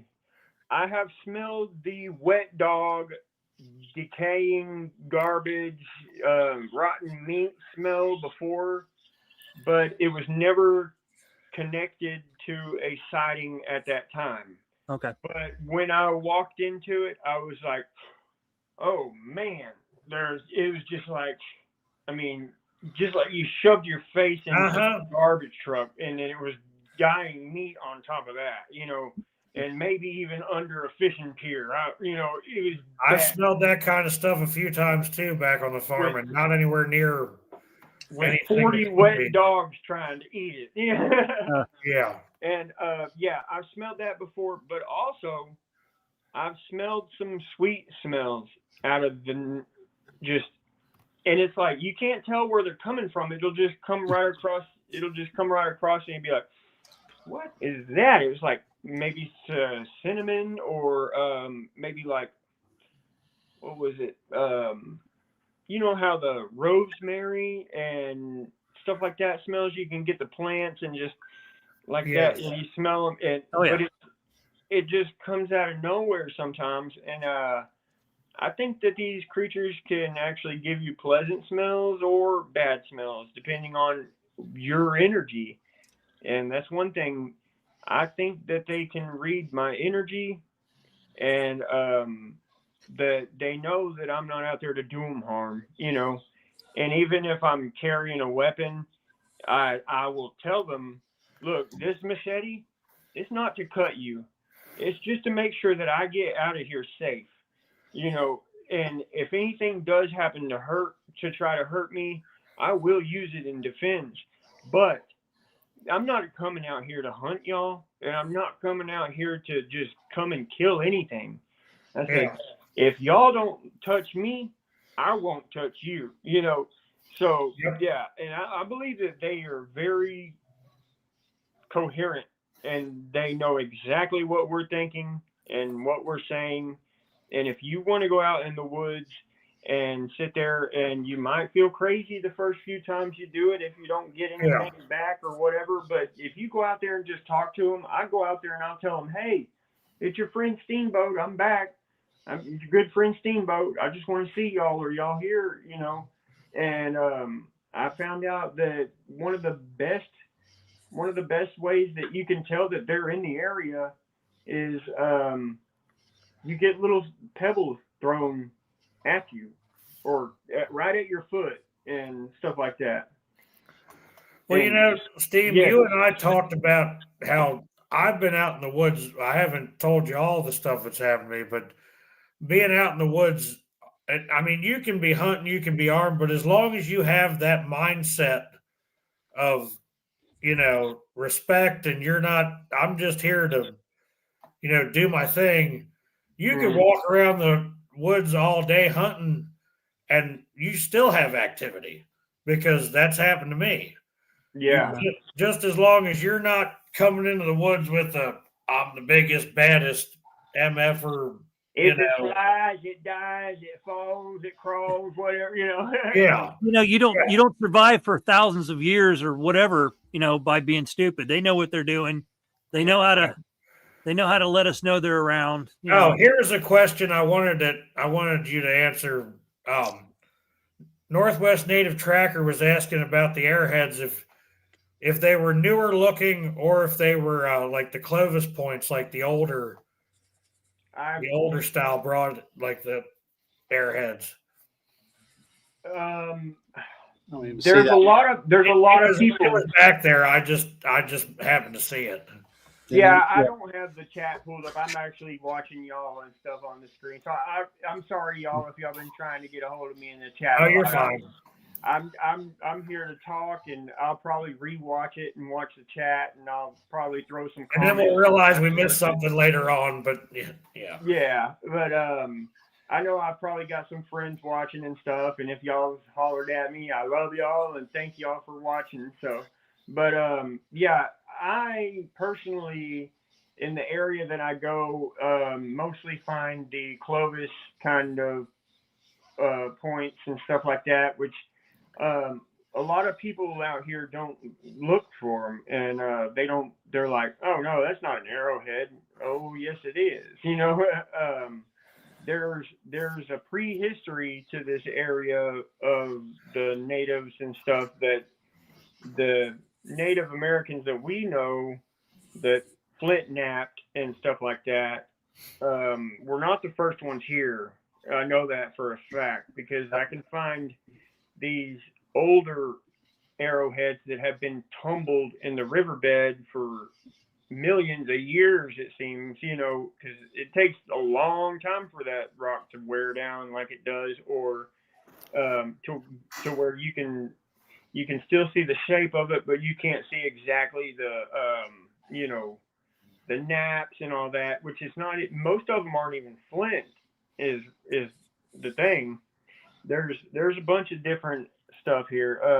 I find meteorites out here a lot, and where I'm at in the Arkansas, Texas area, if you would look at the map before, when it was like Pangea, this would have connected to like Northwest Africa. So when I find these meteorites out here and I do the Google image search on it, it'll tell me that it's from Northwest Africa, from the meteorite or asteroid or whatever that hit in Northwest Africa. Because when this happened millions of years ago, Northwest Africa was part of this continent. You know, it was all one basically. So after they split apart, that's why Google AI will tell me that the meteorites I found are from Northwest Africa, but they're from Arkansas, you know, or Texas, you know. So yeah, that's, you got to think about how many times has this world rotated, you know, how many, we really don't know how old Earth is, you know. I mean, why would we look the same, you know? I mean, I believe in creation, you know, but I believe in evolution too. You know, it's a fine-edged sword, I guess. But why would we look so much like the same after being here for thousands and thousands of years? You think about how little bit we change. You know, I don't know. We could be from somewhere else, or our genetics could have been spliced from something else. You know, that there's just so many questions that are unanswered. I'm here to find them out, and when I do, I'll let you know. Like, I just, my thirst for knowledge is just, I don't know. If I'm not sitting here studying and stuff, I barely play games on the phone anymore. I'm either looking at Bigfoot stuff or I'm trying to learn something new about like electric or anything like that can help me along in my day to fix things or whatever. You know, Right. I spend less of my time playing games now than I ever thought I would. You know, it's just like, man, I could use something to help me in life, or I could sit here and waste all my time on playing video poker, you know. And I mean, I'm good at poker, but still, you know, I love learning, and man, there's just so much in this world that we don't know, and it's all coming to light though. And one of the biggest things that I think have changed this, our views on this world is YouTube, and probably more specifically the Joe Rogan experience. I mean, if you've ever watched Joe Rogan, you know that some of the craziest things come up, and these people have evidence that you cannot deny, you know. Yep. Which I think Joe Rogan needs to have us on there, because, you know, I heard he called us a bunch of uneffable white folks out here and stuff in the woods knocking on sticks and stuff. We need to go knock on Joe Rogan's door and be like, look out, Joe. You have no right to talk to us. Hey, about you know that. what? That's right. Let all them Come people out make here in fun the of woods. us. Who cares? Come out here in the woods with us and we'll show you. You know, Yep. He Wyatt? might open up to it. You don't know. I think he's opening up. I think he is. I think he gets that hush hush money too. You know, I don't know. It's always been in the back of my mind. See, I read people and stuff, and I know he wants to say something about it, but it's like, you know, he's going to miss out on that $1 million if he says something about it. Yeah, right. Yeah, but nobody would know if he came on to little old one of our podcasts, you know. Yeah. Oh man, I tell you, I told my mom, like, I said, before I die, I'm going to be on Joe Rogan. I said, he's going to learn about Sasquatch, and I'm going to tell him about it. But don't have time for egos. Yeah, right. No egos. Yeah. You know who would be an awesome dude to talk to about it? Be Sean Ryan. Absolutely. Oh yeah. Well, you ever watch any of his stuff, Jerry? I don't know if y'all know about like herping and all that, like snake catching and stuff, like herpetologists and stuff, like, you know, like Steve Irwin was and all that. They love to go out and catch snakes and stuff. There's a guy, Kaufman. His last name's Kaufman. Oh, Dave Kaufman. And I was watching one of his videos on YouTube and stuff. And I said, I commented on there and I was like, Dave, I would love to hear your thoughts on Sasquatch and Bigfoot. And he wrote me back a comment like that day or later, day later or something. He's like, you know what? I would love to do a video on Sasquatch because I'm a believer. And I was like, wow, that's awesome to hear right there. You know, this guy's, he's got his reputation on the line and his herpetology and stuff like that. And he's like, I can't say that I'm not a believer, you know. And, you know, there's just so many people out there that if they don't know, they're going to know, and we're going to make them know, you know. That's how I feel. When the last person says, okay, fine, you've got me convinced, I'll stop. You know, I'll shut up. I'll go back to my little hole in the woods and, you know, just be fishing for the rest of my life. But there's so many people out there, like coming from Dallas, and you talk about Bigfoot, they're gonna laugh at you. They're gonna be like, "Get out of here, crazy folk," you know. But there's people that aren't going to believe whether you show them the stuff or not. They're just going to deny it and deny it and deny it. I think that there's a lot of people just, you know, I'm not going to say they're afraid if these things exist. I just think that they're so close-minded that they're not willing to be open-minded. Or they're paid enough in their employment that they can't lose that edge that they have of, yes, I'm a straight-headed, level-headed person. You know, if I speak up about what I might have seen or something like that, then I won't be credible. You know, We've all heard it a million times and stuff. But you know, look at like with the UFOs and all the people that started shutting up because the Air Force or the airline was getting rid of the pilot that said something. Well, now you're crazy. There's no such things as UFOs, and you're crazy if you see them. And now it's starting to be a little more mainstream, and people are starting to accept that that's happening. Okay, I'm gonna admit, I'm kind of one of the rare Bigfooters that I've never seen anything that is hard evidence of UFOs or aliens, like besides the pictures that I got of the shape-shifting thing. That's the closest I've been to anything kind of alien type stuff. I really think with all of my heart that the military is putting this UFO, UAP, all that kind of stuff out there so hard because it's a distraction from what's really going on over here in their right hand, which is Bigfoot, that is real. And no, I might be wrong. If you might come up with the best evidence I've ever seen tomorrow, and I'll be like, okay, y'all, I take it back. I believe that. I'll say I've never seen anything with my eyes that I couldn't explain as a drone, or I couldn't explain as a satellite, or I've seen an orb that was, you know, that was kind of weird. Okay, but as far as little green men and stuff like that coming down in the Miami Mall or whatever it was happening, you know, it's like around that time, a lot of people were coming out with the Sasquatch stuff, and then we were getting deeper and deeper into this. Yeah. And now we're growing exponentially to where they're going to have to keep throwing these crazy stories out there to keep us distracted, or they're just going to have to come out and say, look, okay, Sasquatch is real.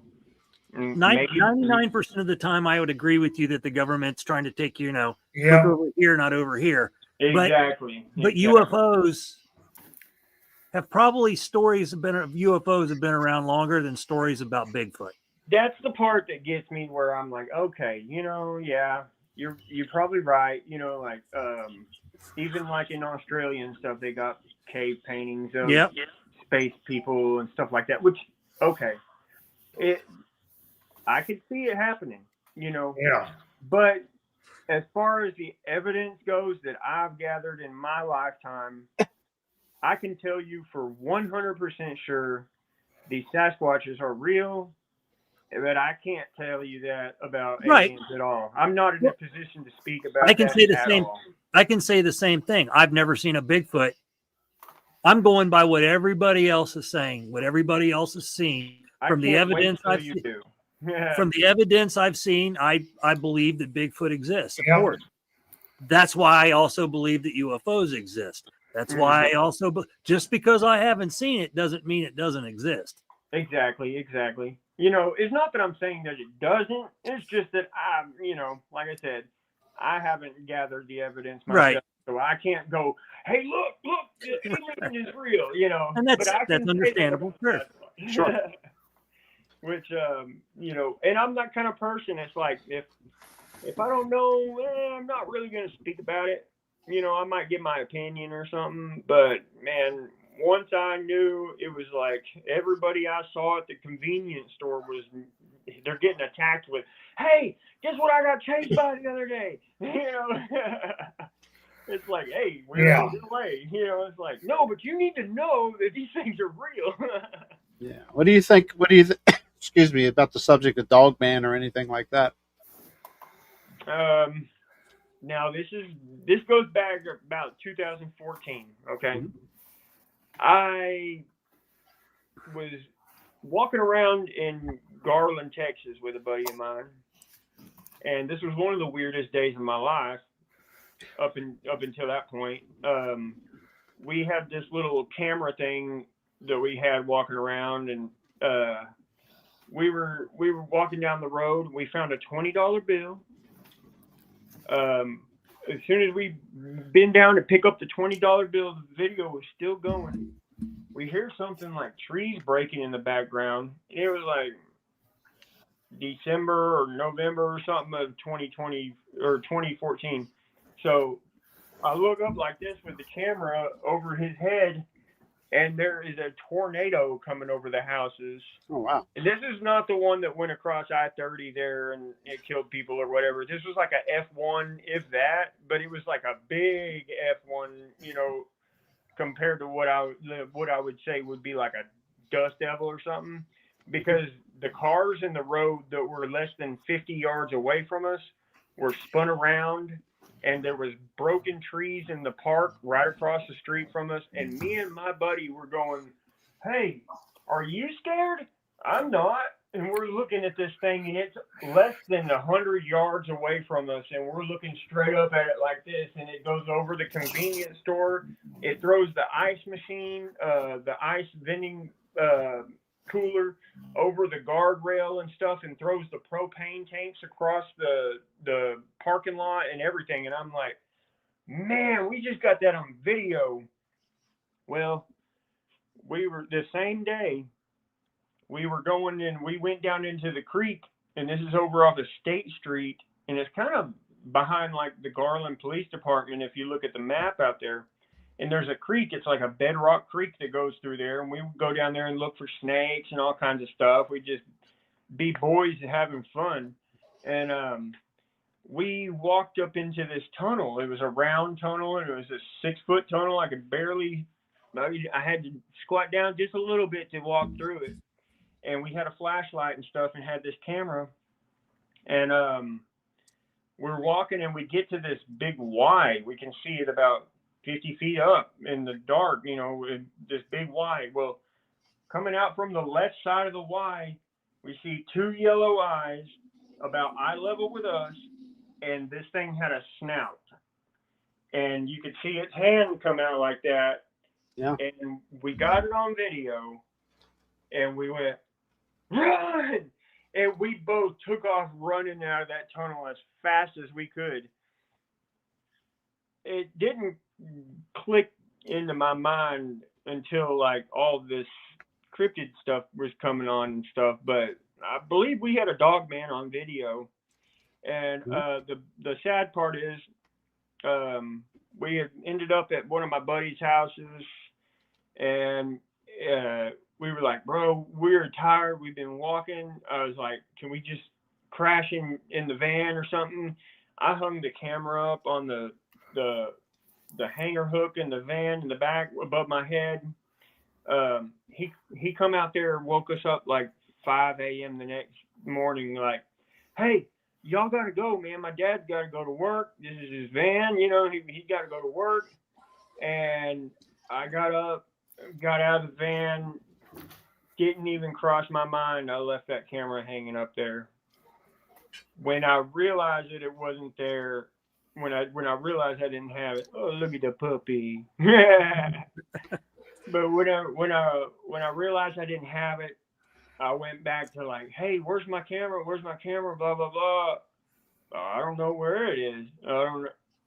Of course you don't. We found a $20 bill on the road, went through a tornado on this camera, and saw a Dogman in a tunnel, and he can't find it. You know, it's like, if that ever surfaces up, my buddy had long red hair, and we called him Mop. He's a good dude, man. But but you won't be able to not recognize us. It's like we're both looking at it like, hey man, look at this tornado, So if that ever surfaces, I'm gonna be like, that's my video. Right. But I haven't seen it, so I don't know what happened to it. But that's like the weird stuff that just little things like that. You can just have the best evidence in the world, and boom, it's gone. It's how it works sometimes. Like the game cams, the trail cameras. I can't get those things to catch a picture of anything but me looking at it, going no, turning it on. Oh yeah. Yeah. And I know that something moved it or whatever, and it's like, how come I'm still the last picture on there? Or when I go open it again, it's been formatted or something. It's like nothing's left on it, But I just think that these creatures are so much more than we realize, and I just think I've been blessed enough to be in this area and have the itch to go look around and stuff, and it was scary there for a while, but really I mean, like that one in Arkansas, man, I started walking towards it, talking to it, like, hey, buddy, you're doing good. I mean, I see you on the camera. You're doing good. This is exactly what I want, But then it zapped me. So, yeah, I don't know. You don't know if these things really can be that dangerous or if they're our friends or protectors. I don't know. I'm on the fence with it, because I'm always cautious. But when it comes down to it, if I got the chance to sit down and shake hands with a Sasquatch, I would do it in a heartbeat.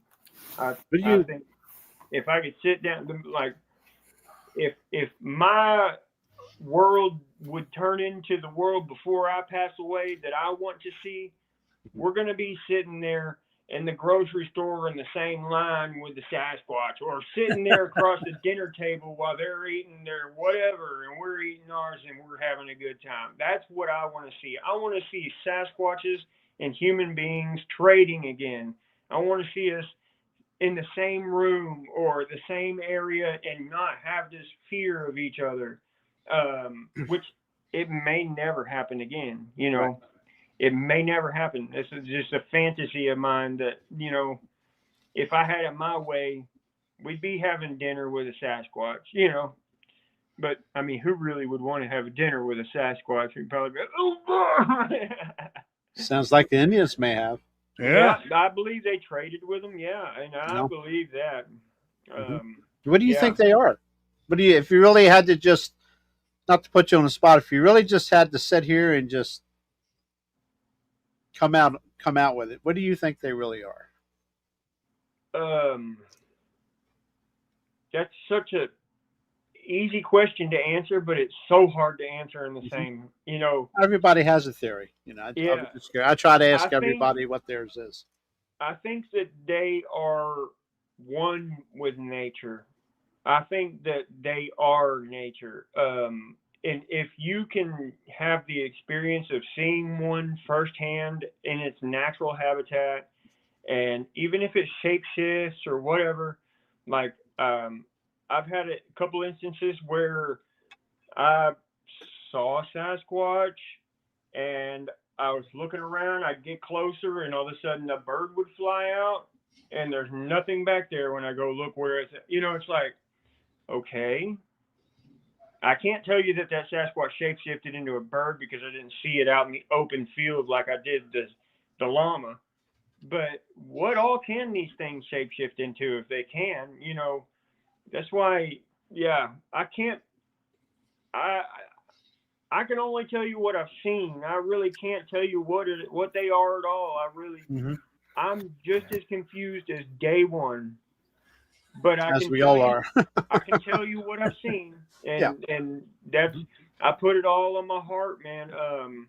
The stuff that I talk about and the stuff that I say, besides like the blob squatch, and stuff like that. If I put it out there on my channel, I believe with all my heart that's what I'm looking at. Right.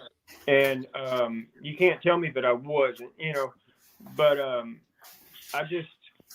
I think they're a blessing to us. The ones that do get to see us, I think they're a blessing. Absolutely. It's just a reminder that we're not alone here, and we're definitely dealing with something that has higher wavelength or something than we can even decipher. I mean, they could come in from the aliens and the spaceships. I really don't know. You know, there's so many theories out there.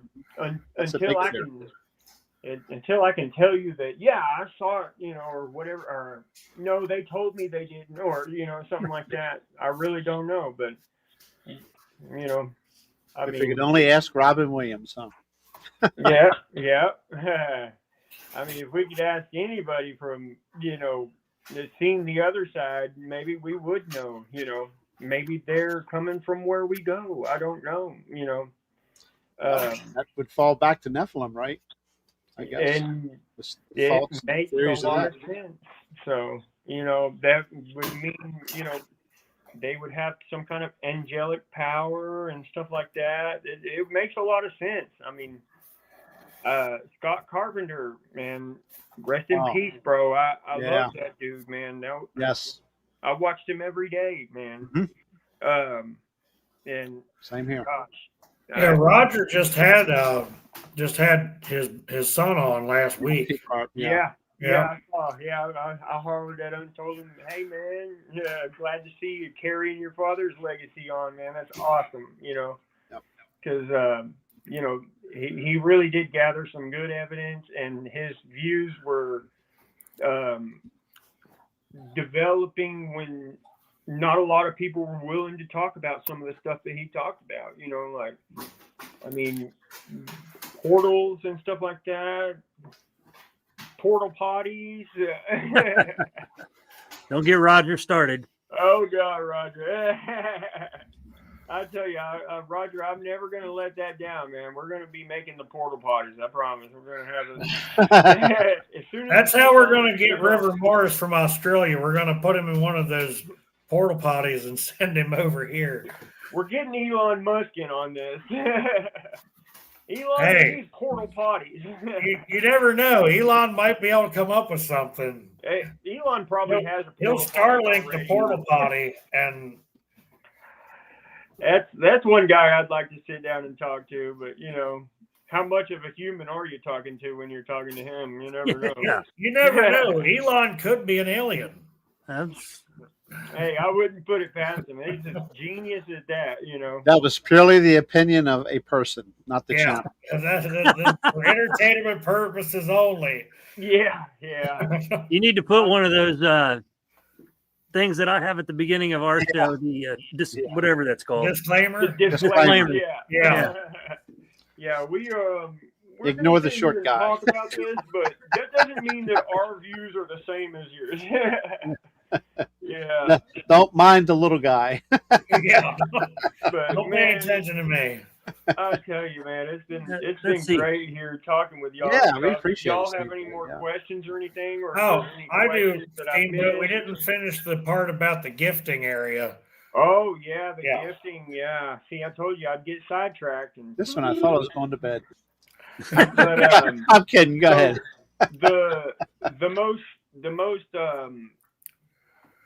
substantial thing that I've been gifted is it reminded me of when you said, did Pixie ever pick up bones?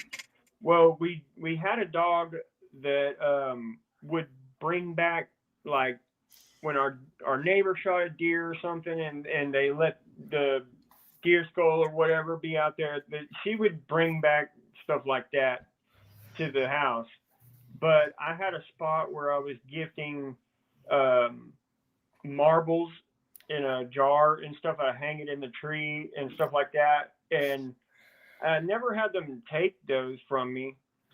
But I had, in the same area, when I was like, have y'all seen any marbles? I'd like to gift the Sasquatch some marbles and stuff. And I looked all around the property, all around the house, no marbles at all, none.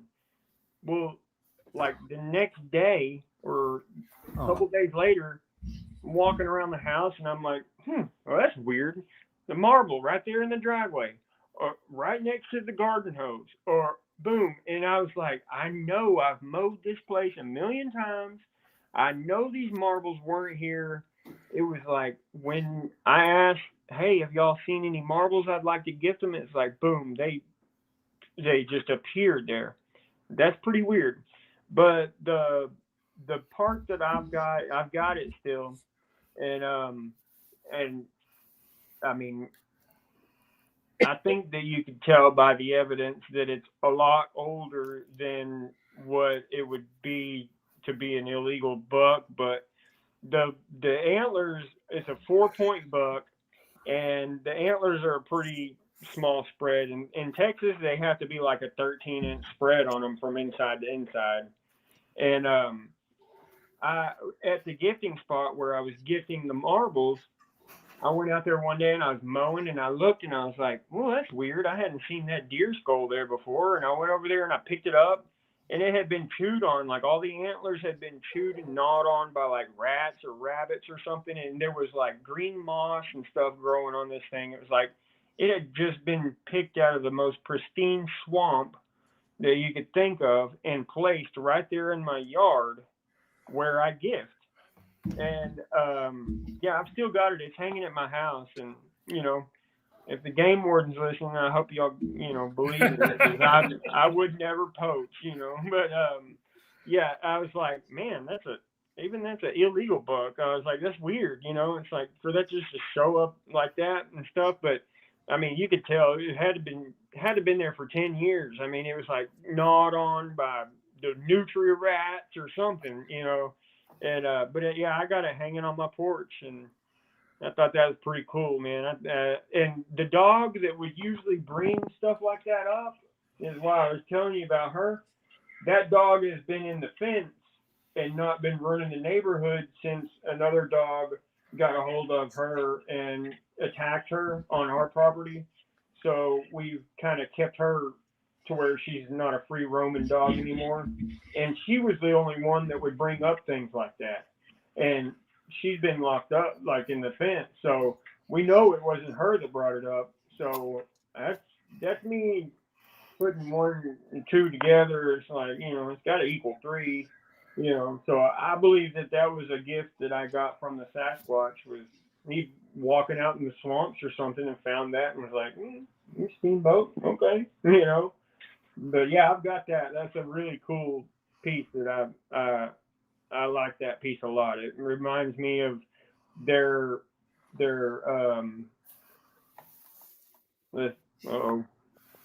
thank you so much.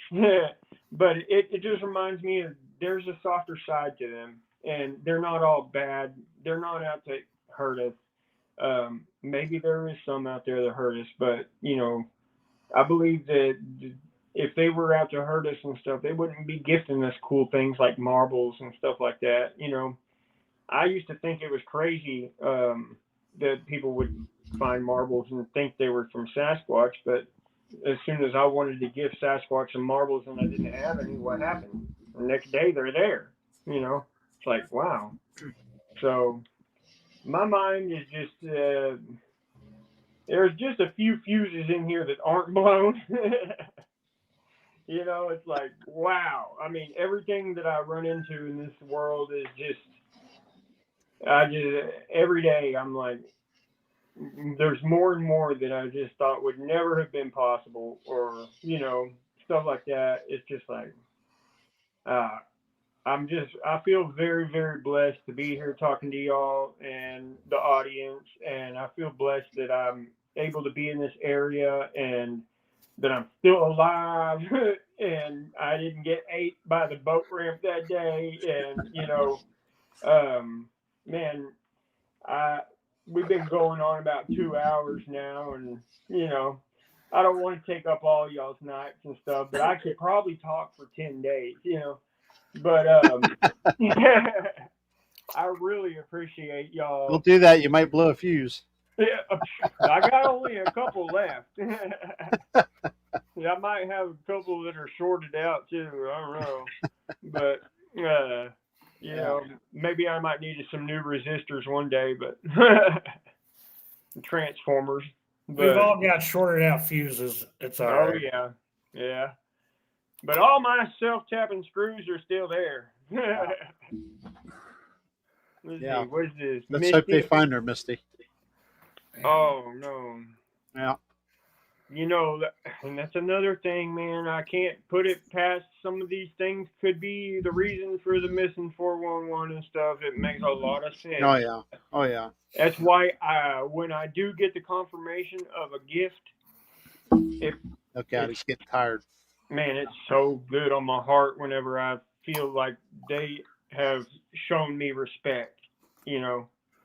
It's like, okay, I'm not really out here doing the wrong thing. Maybe I'm doing something right. If they've left that there for me, then that's a sign of respect, I say, you know. So I think there's a possibility that we could reunite, you know. But we might be generations and generations off. You know, we've done them wrong, and they've probably done us wrong in the past too. So we're both scared of each other, and you never know. It's just, I think they can feel your energy, and I think that the prayer helps.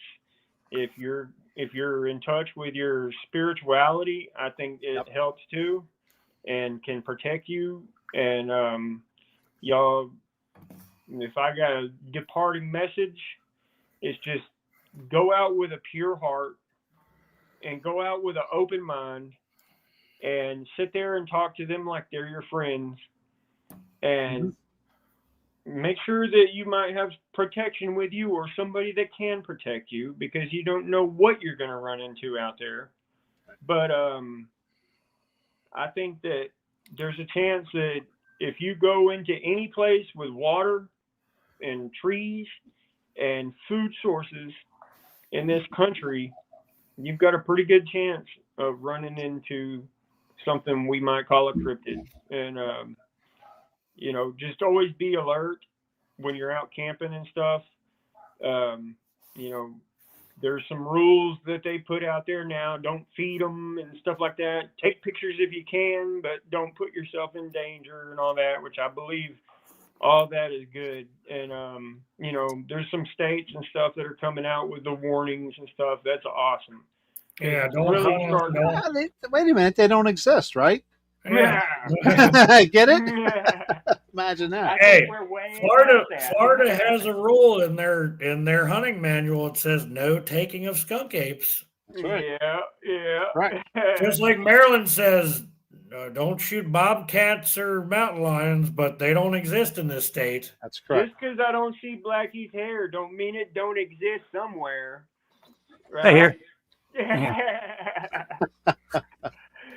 I loved it when they said the other day, it was like, you're upside down, dude. Your hair. Oh, yeah. It looked like he was upside down. That was funny. Hey, don't make fun of me. Don't make fun of me. It's okay. I give you permission. You can make fun of me. It's okay. But man, y'all are awesome. I think that we're gonna go far, man. We just got to keep this world good and keep this good ball rolling. You know, awareness is everything. Amen. Always be aware, and especially if you're out here and you go to Lake Wright Patman and go camping. If you hear something that you don't normally hear, pay attention to it. You know, absolutely. Because obviously they've been telling us and trying to communicate with us. Now, if everybody can hear it, I don't know, but you know, I think that it's a great thing. So, all right, y'all. Appreciate it. Yep. I appreciate y'all so much. Great stuff, Steamboat. I hope to see y'all again. I'm sure I'll be in the chats with y'all just like always and stuff. So. Oh yeah. But man, thank y'all so much for having me on. We really appreciate it. Yeah, we appreciate you coming on. I've had sure. Ups and downs, you know, in the past month or so. You know, I lost a friend and stuff like that. So you know, it means a lot to me that y'all gave me the time to come on here. So on Steamboat, I hope they get things figured out with the church too. Amen, brother. We're trying. We're gonna get it. We're going to get it. Hey, they can take our heaters, but they can't take our spirit. You know. Right. That's right. Yeah, Steamboat's church got vandalized. They tried to set it on fire. Yeah, oh wow! No excuse for that. It was sad, man. And it's happening everywhere. it's sad, you know. Yeah. Those people.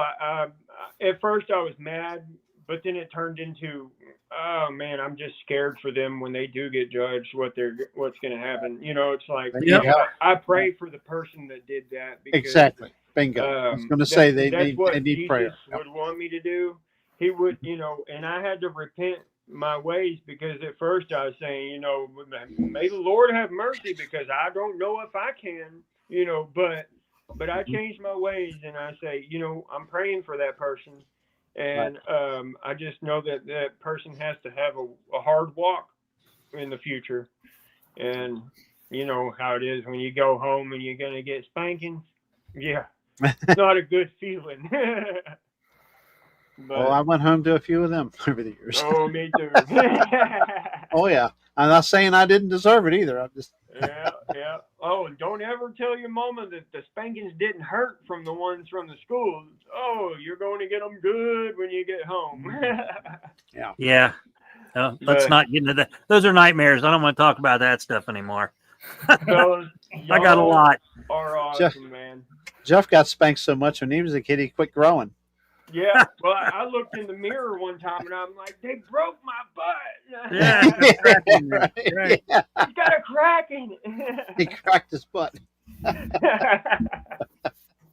Good stuff. But man, thank y'all so much, and y'all have a great night. Thank you. Y'all, appreciate you coming on. Everybody in the chat, I'll be rewatching it and watching the live chat and stuff. And I'll be answering comments and stuff. So I appreciate y'all so much, and from the bottom of my Texas heart, I love y'all, man. Love you too, brother. Good job. Thank you, Steamboat. Yeah. Thank you. Thank you. Go over there and show him some love and subscribe to his channel. Amen. Thank you. Check it out. Yep. So that helps out a lot. Yeah, I just went and I searched Steamboat Space TX. No space. And it came right up. That came right up for me. That's the only way I could get it to come up. Yeah. Okay, see, if you type in like Lake Rat Tapman Bigfoot, it'll pop up a lot of times. But then I have some people put the @Steamboat TX, and they're like, I can't find it. So no, I just typed Steamboat Space TX. Cool. That's good to know. That's good to know. I guess I'm good for me. Guess I'm not as under the carpet as I used to be then. So, seeing the light of the day. Yeah. All right, man. Okay. I'm gonna go out here and go talk to these dogs and my friends for letting me use their Wi-Fi, man. They are awesome people. Yeah, I appreciate them doing that. Yep. I've been sitting here yelling in their bathroom. I'm sitting here on the toilet, but I'm not using it. So. I was going to say you'll be numb if you are.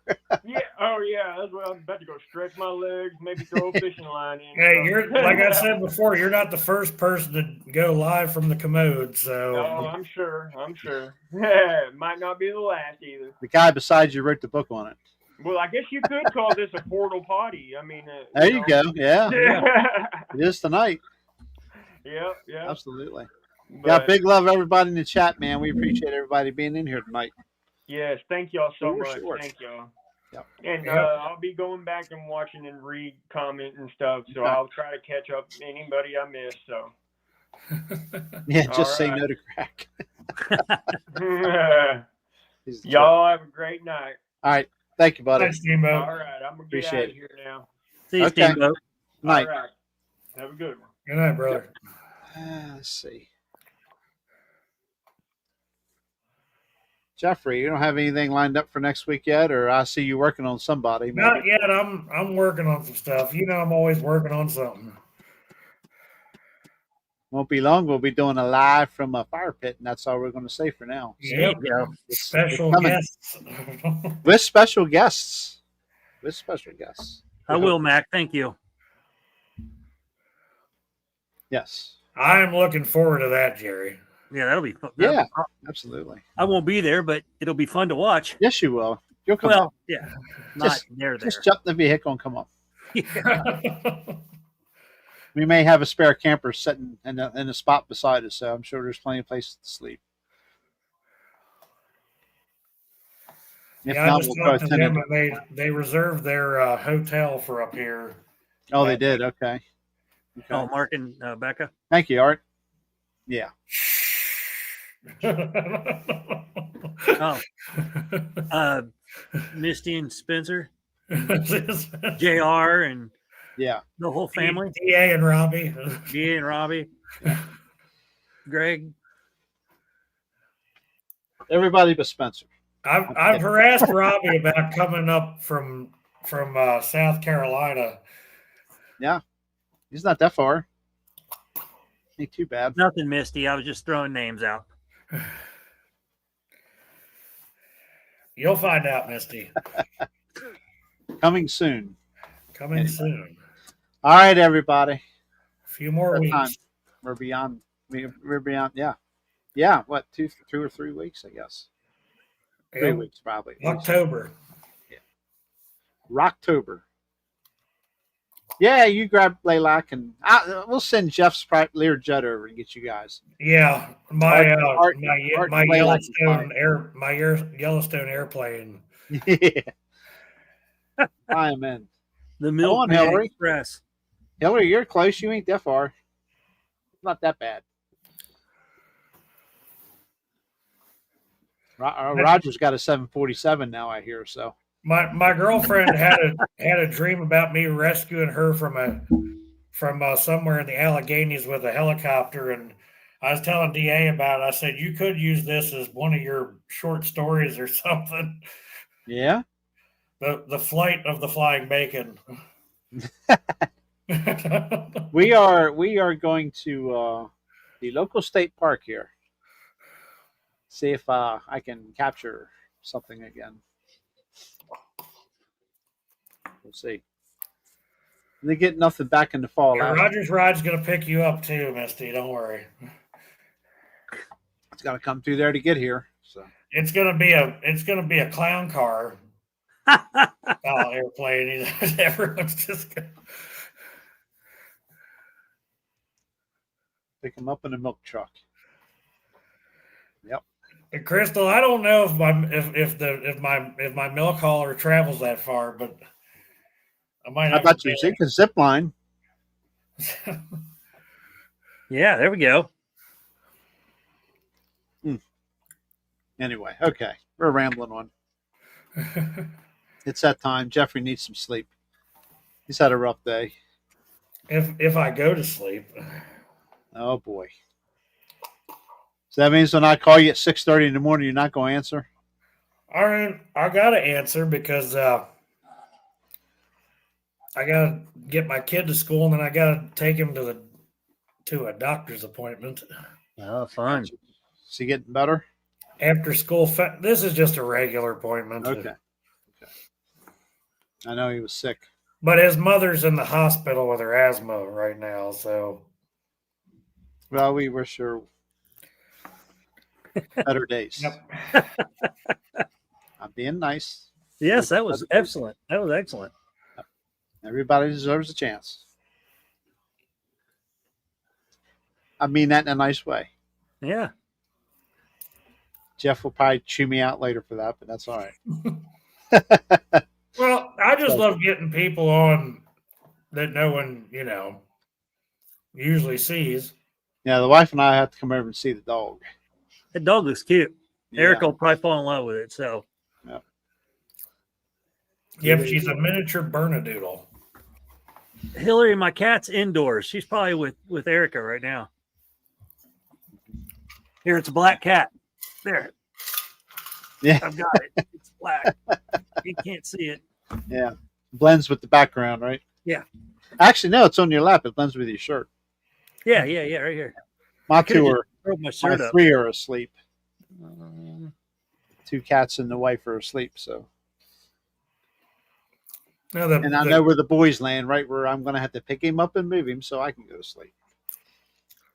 The dog went back and cuddled with my kid. She's his permanent shadow now. That's cool. That's cool. Yeah. We also adopted the brother. So he's up at my mom's house with my brother. He's black and brown and white. Gotcha. That looks real. Sebastian and Maggie. Those are the 2 new ones. Sebastian, huh? That's interesting. Well, I found out later that we might have picked up the wrong dog, so Sebastian's name might actually be Roscoe's, but that's what. Oh well. My buddy down there in Darlington called me. He's like, "Hey, you might have actually gotten Roscoe that the other people were planning on picking up, but whatever, we'll deal with it." Yeah. They do look quite similar. Yeah, well. All right. That's a wrap. This old man's going to bed. A wrap. Yep. Well, there's Virax. Virax. You're a little late. It's Looks that like we gotta- Canadian time. You got Looks confused. like we got to start all over for Virax. Let me know when you're done. No, I'm done. Oh, good. Yep. So this week, Chad, you have a show you're going to be doing with Mark Green. Yes, Friday night, 7. I know that their normal show is at 7 Central, Something like 8 that. o'clock for you guys, and I don't know if we're gonna be on then with them, and then it breaks off, and we're doing the show after. I don't have all the plans yet, but Right. it'll be me, Spencer, Mark. Sorry, I put myself first. Mark, Spencer, me, David, Hughes. Hughes, David Hughes. okay. And then Mark said there would be somebody else, but Okay. I don't know who it is. We'll be discussing. Surprise guest. Mark calls it a question and answer. So if anybody saw Mark's video with David and Spencer and what they talked about, Okay, Hillary. Yeah. that's kind of what we're going to go with. AI, end of the world type stuff, like what Erica and I kind of talked about Sunday, but it'll be a lot bigger subject, I think. I don't know. We'll see. And then, ladies, Erica is planning our show for Sunday, so I'm up in the air about what that could be. She's been wanting to do something with Halloween, so we'll see what that's going to be. Check your messages, Jeffrey. That's interesting.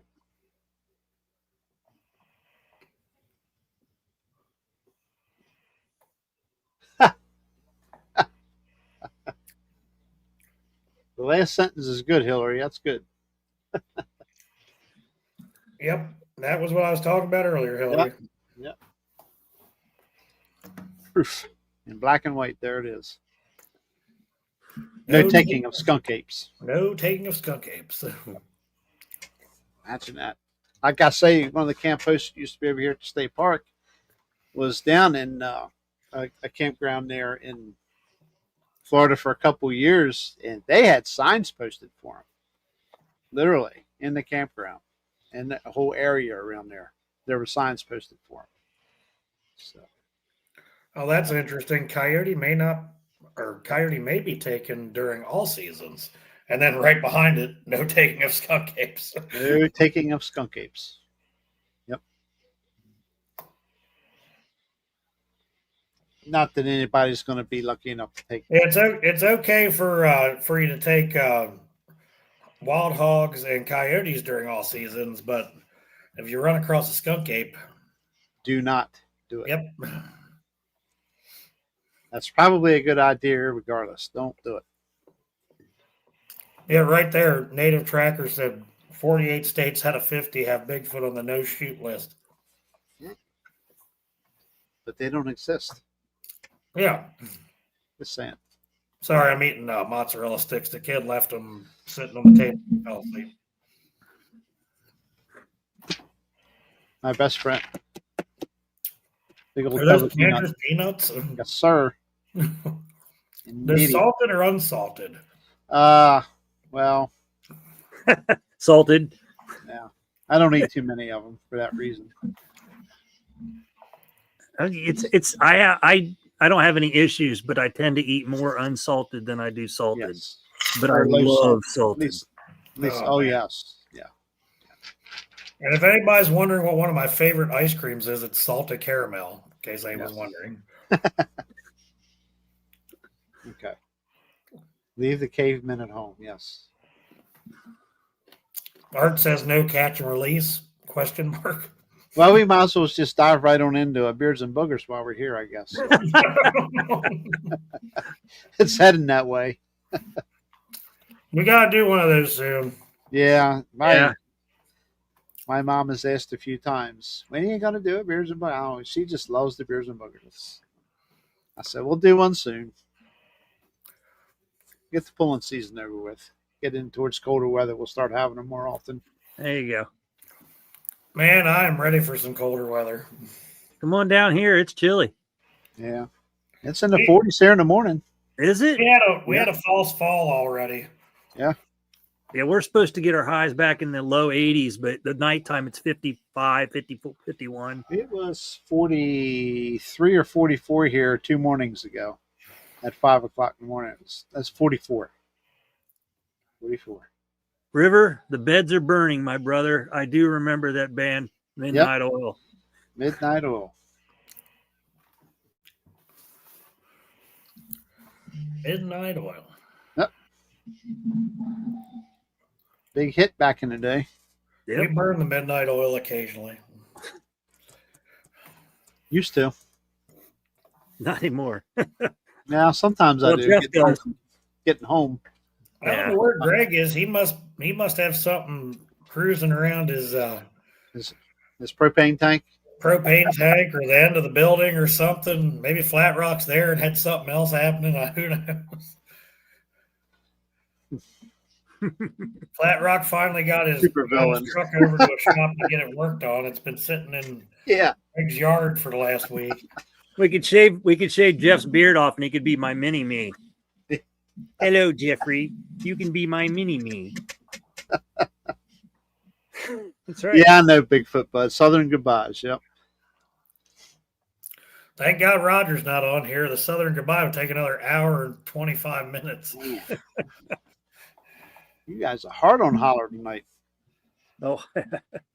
Hey, I still laugh about him holding that footprint cast, and I kept thinking he was holding that aged ham that he lost in his studio for 5 years.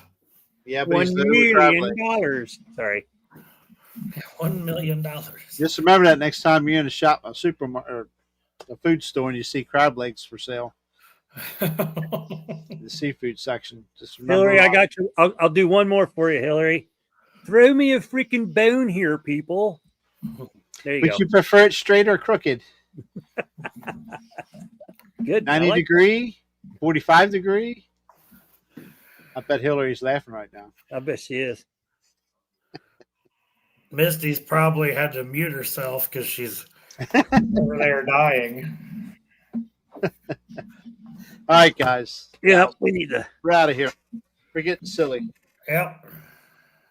Like I said, we might as well just dive right into a Beers and Boogers episode here. Well, it's coming. Oh, boy. I'll have to wear my possum shirt that night.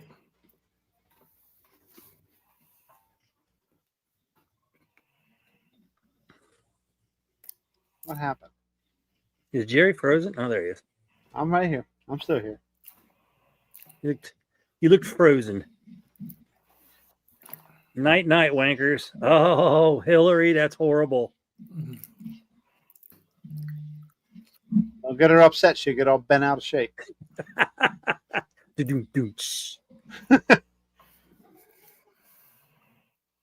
know how she gets. Bud has a beard for that night. Yeah, I'm going to have to buy a beard for that. Yeah. Bud did buy a beard. Yeah, I'm going for mutton chops this time, I think. Blaylock doesn't have to buy a beard anymore. He's finally I saw that. Yeah, Mink brought a nice beard. What happened? Why won't this work? What is going on here? What did you do to me, Jeffrey? He sent you a virus.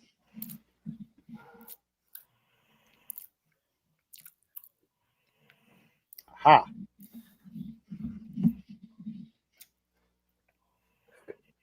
Oh, there it is. Beards and Boogers. Are you ready? I'm only kidding. No. Oh, wait, we could deck it all out. Watch We this. can tell Jerry about my love for sardines and mustard. Ew. Nasty. I might even have to get some out of the pantry here in a little bit if I stay awake long enough. Now we're ready. Let's do it. Look at that. Do it.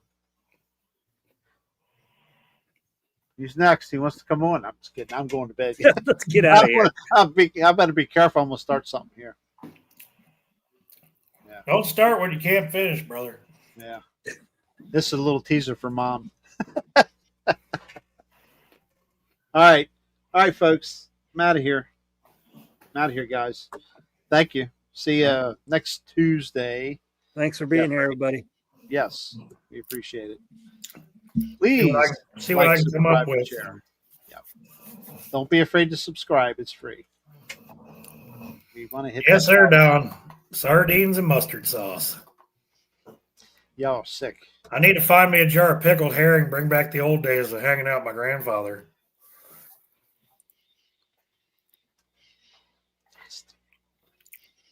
Flat nasty, man. Ugh. Where's crab legs when you need them? We also used to eat grapefruit for breakfast too. That was another. Oh yeah, favorite. Yeah, not my dad ate sardines. No, damn things. My grandfather would have grapefruit almost every morning for breakfast. Yeah. Chad probably eats sardines too, right? Hell no. Okay, good. Just play that funky music, Jerry. Okay. I guess that Catherine's tired of waiting, so I guess we have to do that funky music. Hillary, I don't want to know. That's nasty. That's a nasty thought. Why do you think his kid stays away from it? Even his dogs stay away from it. No, that dog he got did have straight hair. It smelled Jeff and it curled up. Gone. Gone. Yep. All right. We're upsetting Catherine. We better go. Bye, everybody. I ain't ready to go yet. I got to find the outro wherever it's at. There it is. See you next week. Bye, everybody.